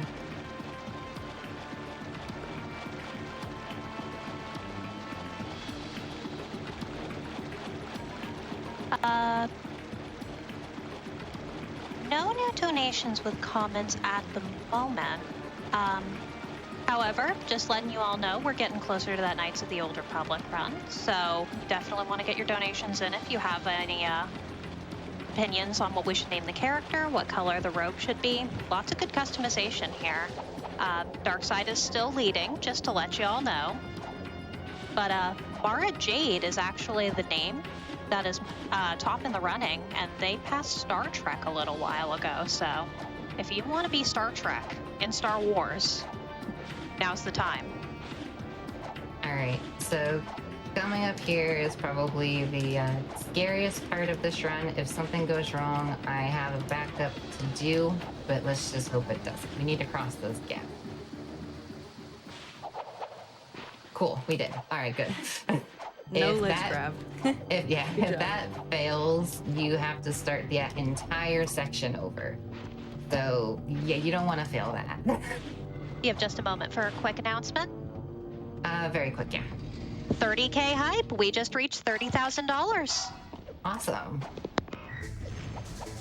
Congrats on 30K, everybody. All right, so right here, we're gonna do a bunch of out of bounds stuff. We just clipped out of bounds, and now we're gonna make our way through the temple in the out of bounds so that we can avoid a bunch of checkpoints that the game has to try and force us into earlier missions that we don't want to be in. And then this jump right here is super finicky. Good. Okay. So with this red gun, as you can see, we can use it as kind of extra jumps to gain more distance. And then we had to land on the seam of the wall there to make sure that we can continue going forward, because you can't make that whole gap without it. And then right here, we're gonna land in this nicely placed cubby that they gave us. Then make our way into this wall. Make our way over here. And ground pound this. This trip can be a little finicky. Okay, cool. So that's what we call infinite jumping. You can kind of get a ground state off the bottom of some things. I'm not 100% sure how it works, but it allows you to just infinitely jump on the bottom of them like that. And now right here, I'm going to make a quick safety save. If I hit this cutscene coming up, I need something to go back to because otherwise the run would kind of be dead. So I'm going to remove the memory card so that we don't save over my save I just made. And I guess it's just a quick show of what's about to happen. So I have to put the memory card back in to show. Memory card. Okay, so you can see we just saved with 18% on the game, right? So I will show you guys that after we do this stuff, just how much we're about to skip. Or how much we've been skipping, I should say. Because this is all kind of like one continuous thing of like a bunch of big tricks added together. So in here, we want to make sure that we can not die in here. We don't want to die at all right now. Otherwise, we have to go back to that save we just made. Into here. Then hit that checkpoint. That light turns on. That means we did everything correctly. We're going to restart mission, and that'll finish the temple. So we now just skipped to 81% of the game. So we just went from 18% to 81%. So if I save over this file for you real quick, just as a proof, from 18 to 81%. Now we can make our way out of the desert. Quickest way out of the desert is to literally blow up our car. And that brings us all the way back to the garage so that we can make our way over to Haven City. Haven City was the city we were just in for Jak 2 and is where the rest of Jak 3 will take place. So we're gonna enter this carrier, head over to Haven City.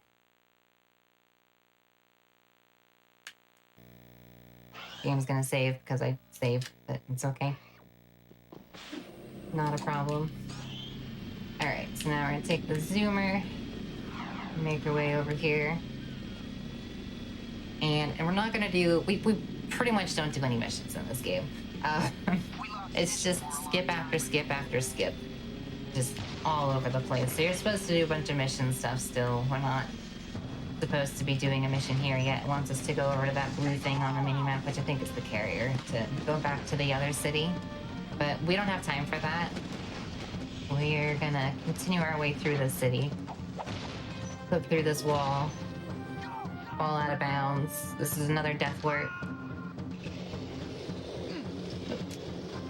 And now come over here. So this next zoomer is really funny. Assuming it's here. It better be here. Cool it is. This zoomer is placed out of bounds. So you can just back up. And now you're out of bounds. I don't think they realized where they put their out of bounds wall. But yeah. They put the zoomer on the other side of it. It allows us to just be out of bounds with the zoomer and get over here quicker. And now we're gonna hover right here over this wall.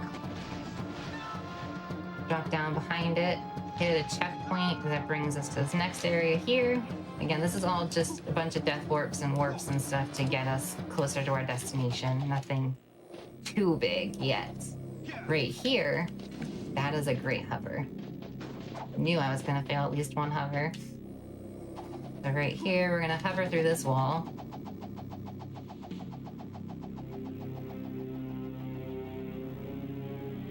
All the way over here. Play it safe by over hovering a bit. I didn't over hover too much. Okay. So now we're gonna come over here and hit a checkpoint. Okay, checkpoint's been hit. So that was the checkpoint for Palace Ruins, which is the, I believe, 4th to last mission of the game. Now we're gonna make our way through Palace Ruins here.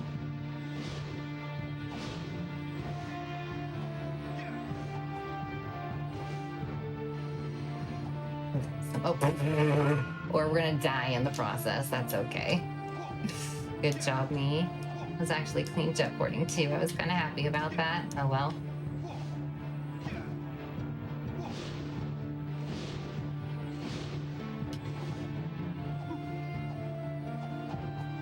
Let's not die this time, shall we? Yeah, see, there we go. That's what we were supposed to do. Alright, so we're gonna hover over here. This area is not fully loaded properly, so we're gonna hit a checkpoint there and then die. And that will fully load everything else here for us.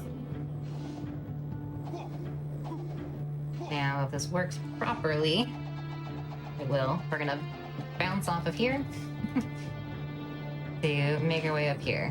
So this is the end of Palace Ruins. Usually there's a door there, but it's not there right now because of just how we entered, basically. And now we are in BTR, which is Breakthrough Ruins. This is probably the worst part of this run.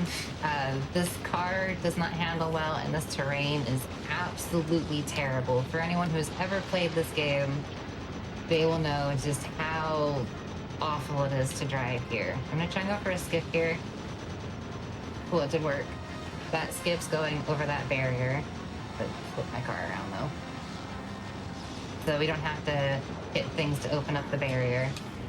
Instead, we just go right over it. And driving here just really comes down to just knowing where all the bumps and turns and stuff are. It's just a mess. I've definitely spent the most time of practice of this game practicing here, and I think that's the same for most runners of Jak 3. There's just so much to go over here. You can lose and save so much time.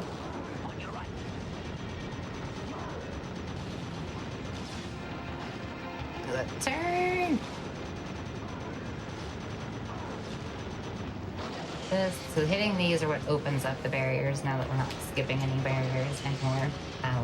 This just allows us to get through the barrier. Nice. Get a weird part of terrain there and shove me into the wall. So right here, we're gonna use the launch off of this to get it to point us at this one. Not flip me thing. But it's a convenient way of being able to aim at that. And hit that one. So there is a skip for this last barrier. I don't know how to do it, and pretty much no one does do it. It doesn't save like much time at all, and it's very difficult. But it does exist. The skip having to do these. There's also a skip here to go over this gap, but it's been kind of mean to me lately, so I'm just gonna hit this. It's not that much different time-wise. Alright, so right here, we will skip this one. We're gonna go into this little divot here, and then use it to ramp off to go across. And then that's BTR done. And now we have a fun little, like, auto-scroller thing, just shooting at stuff. The goal is just to make it to the end without dying. Just spam the heck out of R1 and just kind of move around, avoiding the gaps. So if there's a couple donations, you can go ahead and read some donations real quick, or any kind of plugs. Sure thing. We have $100 from Recanty. I spent so much time as a child playing the Jak games, so it's been great to see you blast through all 3 of them in a couple of hours. Good luck with the rest of the run. Thank you. We also have $55 from Petty. Let's go, 30K.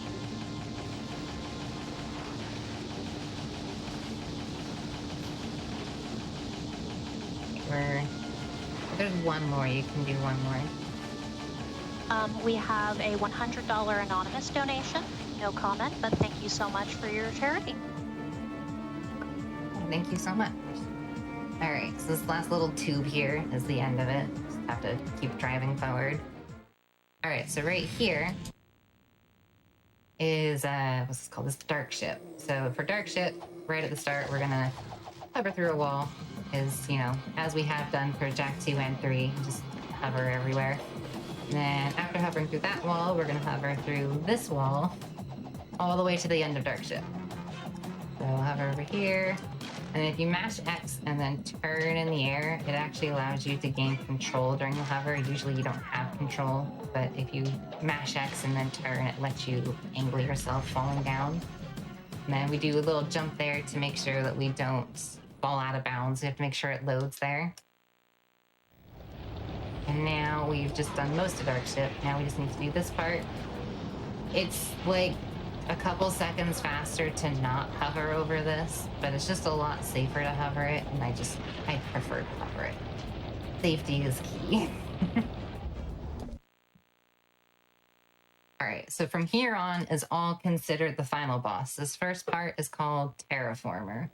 So it's the Terraformer's goal is it's going to try and destroy the city. However, even if you never kill the Terraformer, it will never destroy the city. It just kind of loops around in the desert forever. So it's not like it's actually going to destroy the city. They just want you to think that. They just want you to think that it's going to destroy the city. But there's these 14 little purple things on it that we need to destroy in order to, like, stop it. Over here, hit that one. I might... This one, okay, I got it. Cool. I tend to miss that one. That one and that one. There's a couple different, like, paths you can take depending on how this goes. I might not make the fastest because of that being silly. Let's see. This we'll try.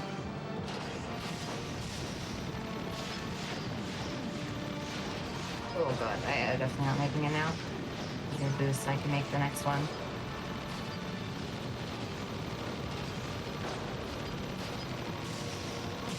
Okay, there we go. Usually you can get to that a little quicker. Hit it! Oh no. Okay, I got it. Okay, that was scary. It wasn't hitting it. Holy cow, I thought I was gonna miss that one. And that would have been terrible. Having to hunt those down sucks so much. Alright, so right here, there's just a little platforming and fighting you can do where you can just launch yourself up there. So this is the actual final fight. It's based in waves of enemies. So you do wave of enemy, and then... Oh, I didn't die.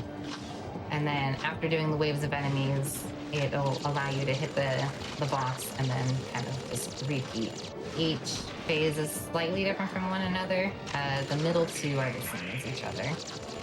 So after we've shot them there, he'll try and shoot us with a laser.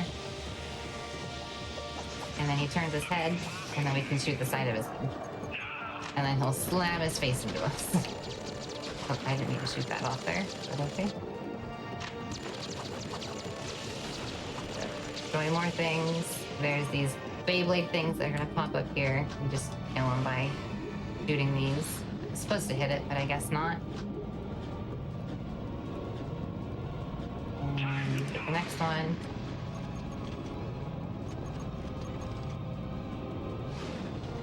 Oh, I was not prepared there. Thought I was in the next part. So you use so much ammo here, it's important to focus on gathering ammo as much as possible. And then during this part of the phase, it's a useful part to get ammo because you don't use too much ammo while using this gun, specific one. So you can use this to not waste too much ammo while farming ammo off of these guys.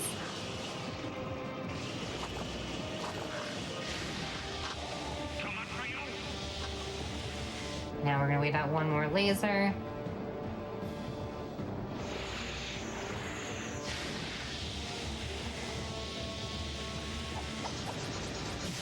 Get in there. Next phase starts. So again, this phase and the last phase are identical from one another. Or not the last phase, yeah. Well, yeah, I was right. Never mind. Yeah, this phase and the last phase, the one prior, are exactly the same in how they work. You destroy the two Beyblades, and you wait out these while that gun shoots itself. And then another one. Now we wait out the laser.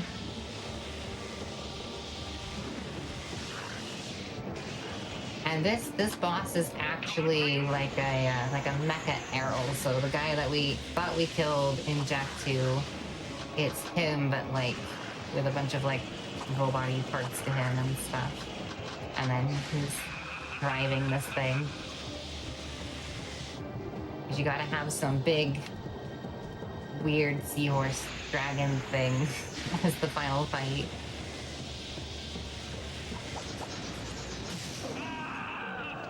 Alright, so right here, he's gonna slam his head twice. And then we're gonna shoot a nuke off to the side. Gonna nuke everything on the ground.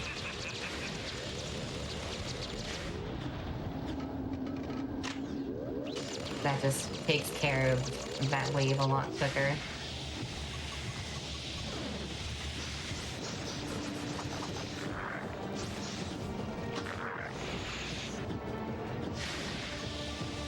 Another Beyblade now?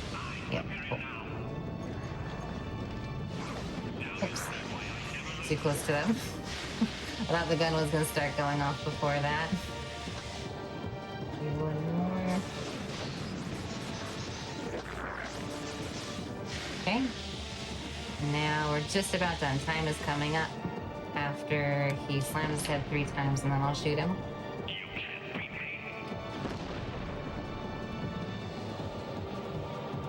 3 and time. And that is Jak 3 and 2 and 1 and, you know, the whole trilogy. And then just as a quick little fun note here for everybody, you can actually crash this game very easily in the credits. So if you mash back and forth on left and right very quickly like this, it'll sort through the it'll sort through the characters and get them stuck, so like layers them on top of each other, and then it crashes. So great way to end the Jak series with a crash, as this game is known to do. And whatever this name is, what would you say that is? Like Kiridin, maybe? Whatever named character we just got.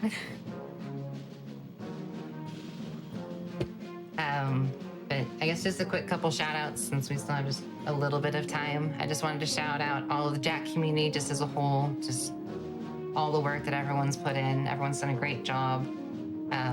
Specifically, I guess, like Outrageous Josh with Jak 1, he's been pushing the game so much. Lucas with Jak 2, just so crazy with Jak 2. And also Goofy and Ricky and Wotan, all for Jak 3. And then Katara and Bloppy for helping find just so many skips for all of the games. They've been wonderful with all of that. And just, again, just everyone in general. As well as if people are interested in jackspeedruns.com, it's got like a fun little leaderboard for all of for people to like compete on if they want to, as well as some information about the Jak series itself. But that is everything.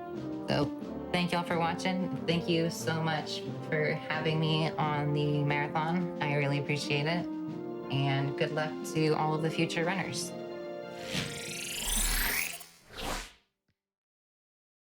All right, thank you so much. That was an incredible Jak Trifecta run by headstrong1290, commentary by ALLCAPS. And we've got a couple of good donations here I'll throw out for you. Jowser donates $100 to a great showcase of a great game. For those who have struggled with 2020, you're doing great and we will all get through this. May everyone find the places that make them feel loved and continue growing. Incentive goes to Runner's Choice. Merlin donates $5 and says, $5 donation train. Let's be like Jak and hover past all the barriers.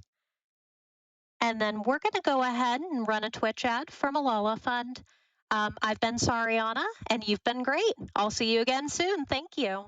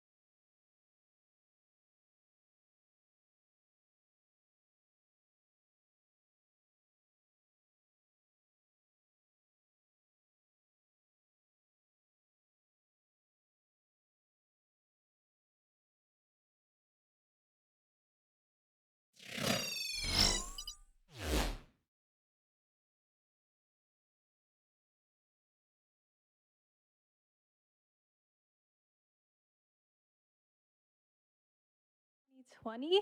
I am so excited to be taking over as host for the next couple of runs. My name is Frozen Flygon, and I just cannot wait for these amazing Star Wars Knights of the Old Republic runs that are going to be coming up next. But right now, want to talk a little bit about the next bonus game that we have just unlocked. If we reach $46,000 in total donations, we will get to see Celeste Farewell by Frozen Flygon.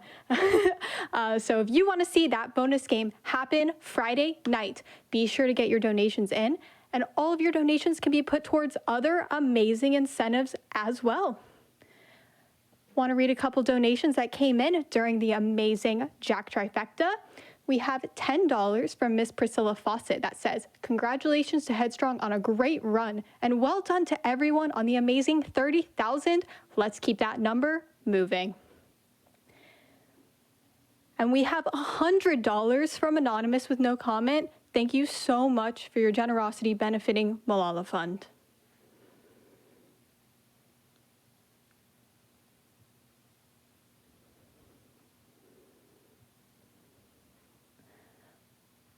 We also have $25 from Bendrick that says, "Happy to be spending the week watching these runs and glad to support Malala Fund." Thank you so much.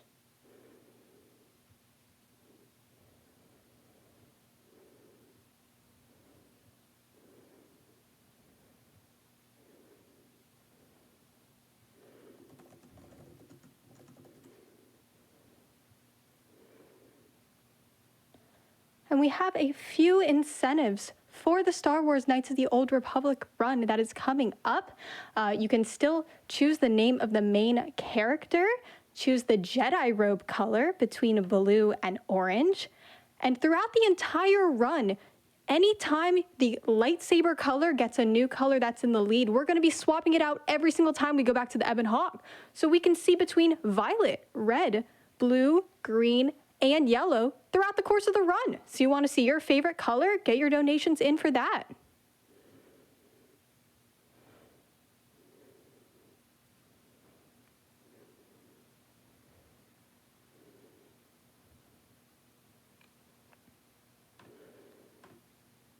And we also have one more incredibly important story incentive. Do you want to see Sanjan go to the light side or the dark side? You can choose. Currently, dark side is ahead at $244, but light side's not that far behind at $195, and we have nearly all run to decide Sanjan's fate. So if you want to see that change, get your donations in.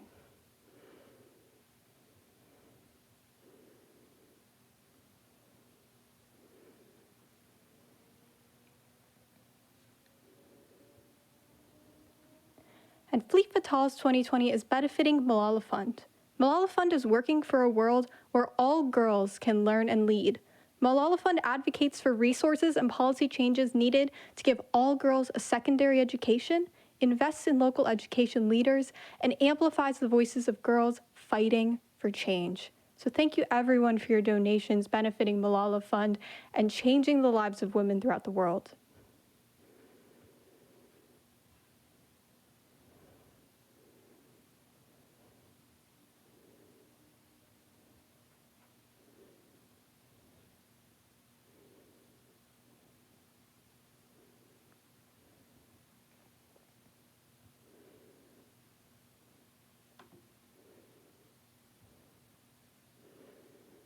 We have $50 from Jennifer with no comment. Thank you so much for your generosity.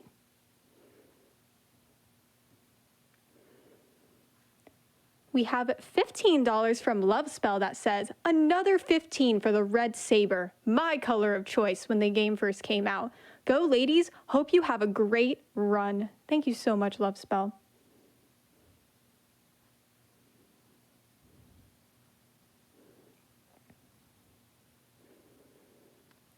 And we have $100 from Benjamin. Thank you so much for your generous donation. And with that, it is time for Star Wars Knights of the Old Republic Any%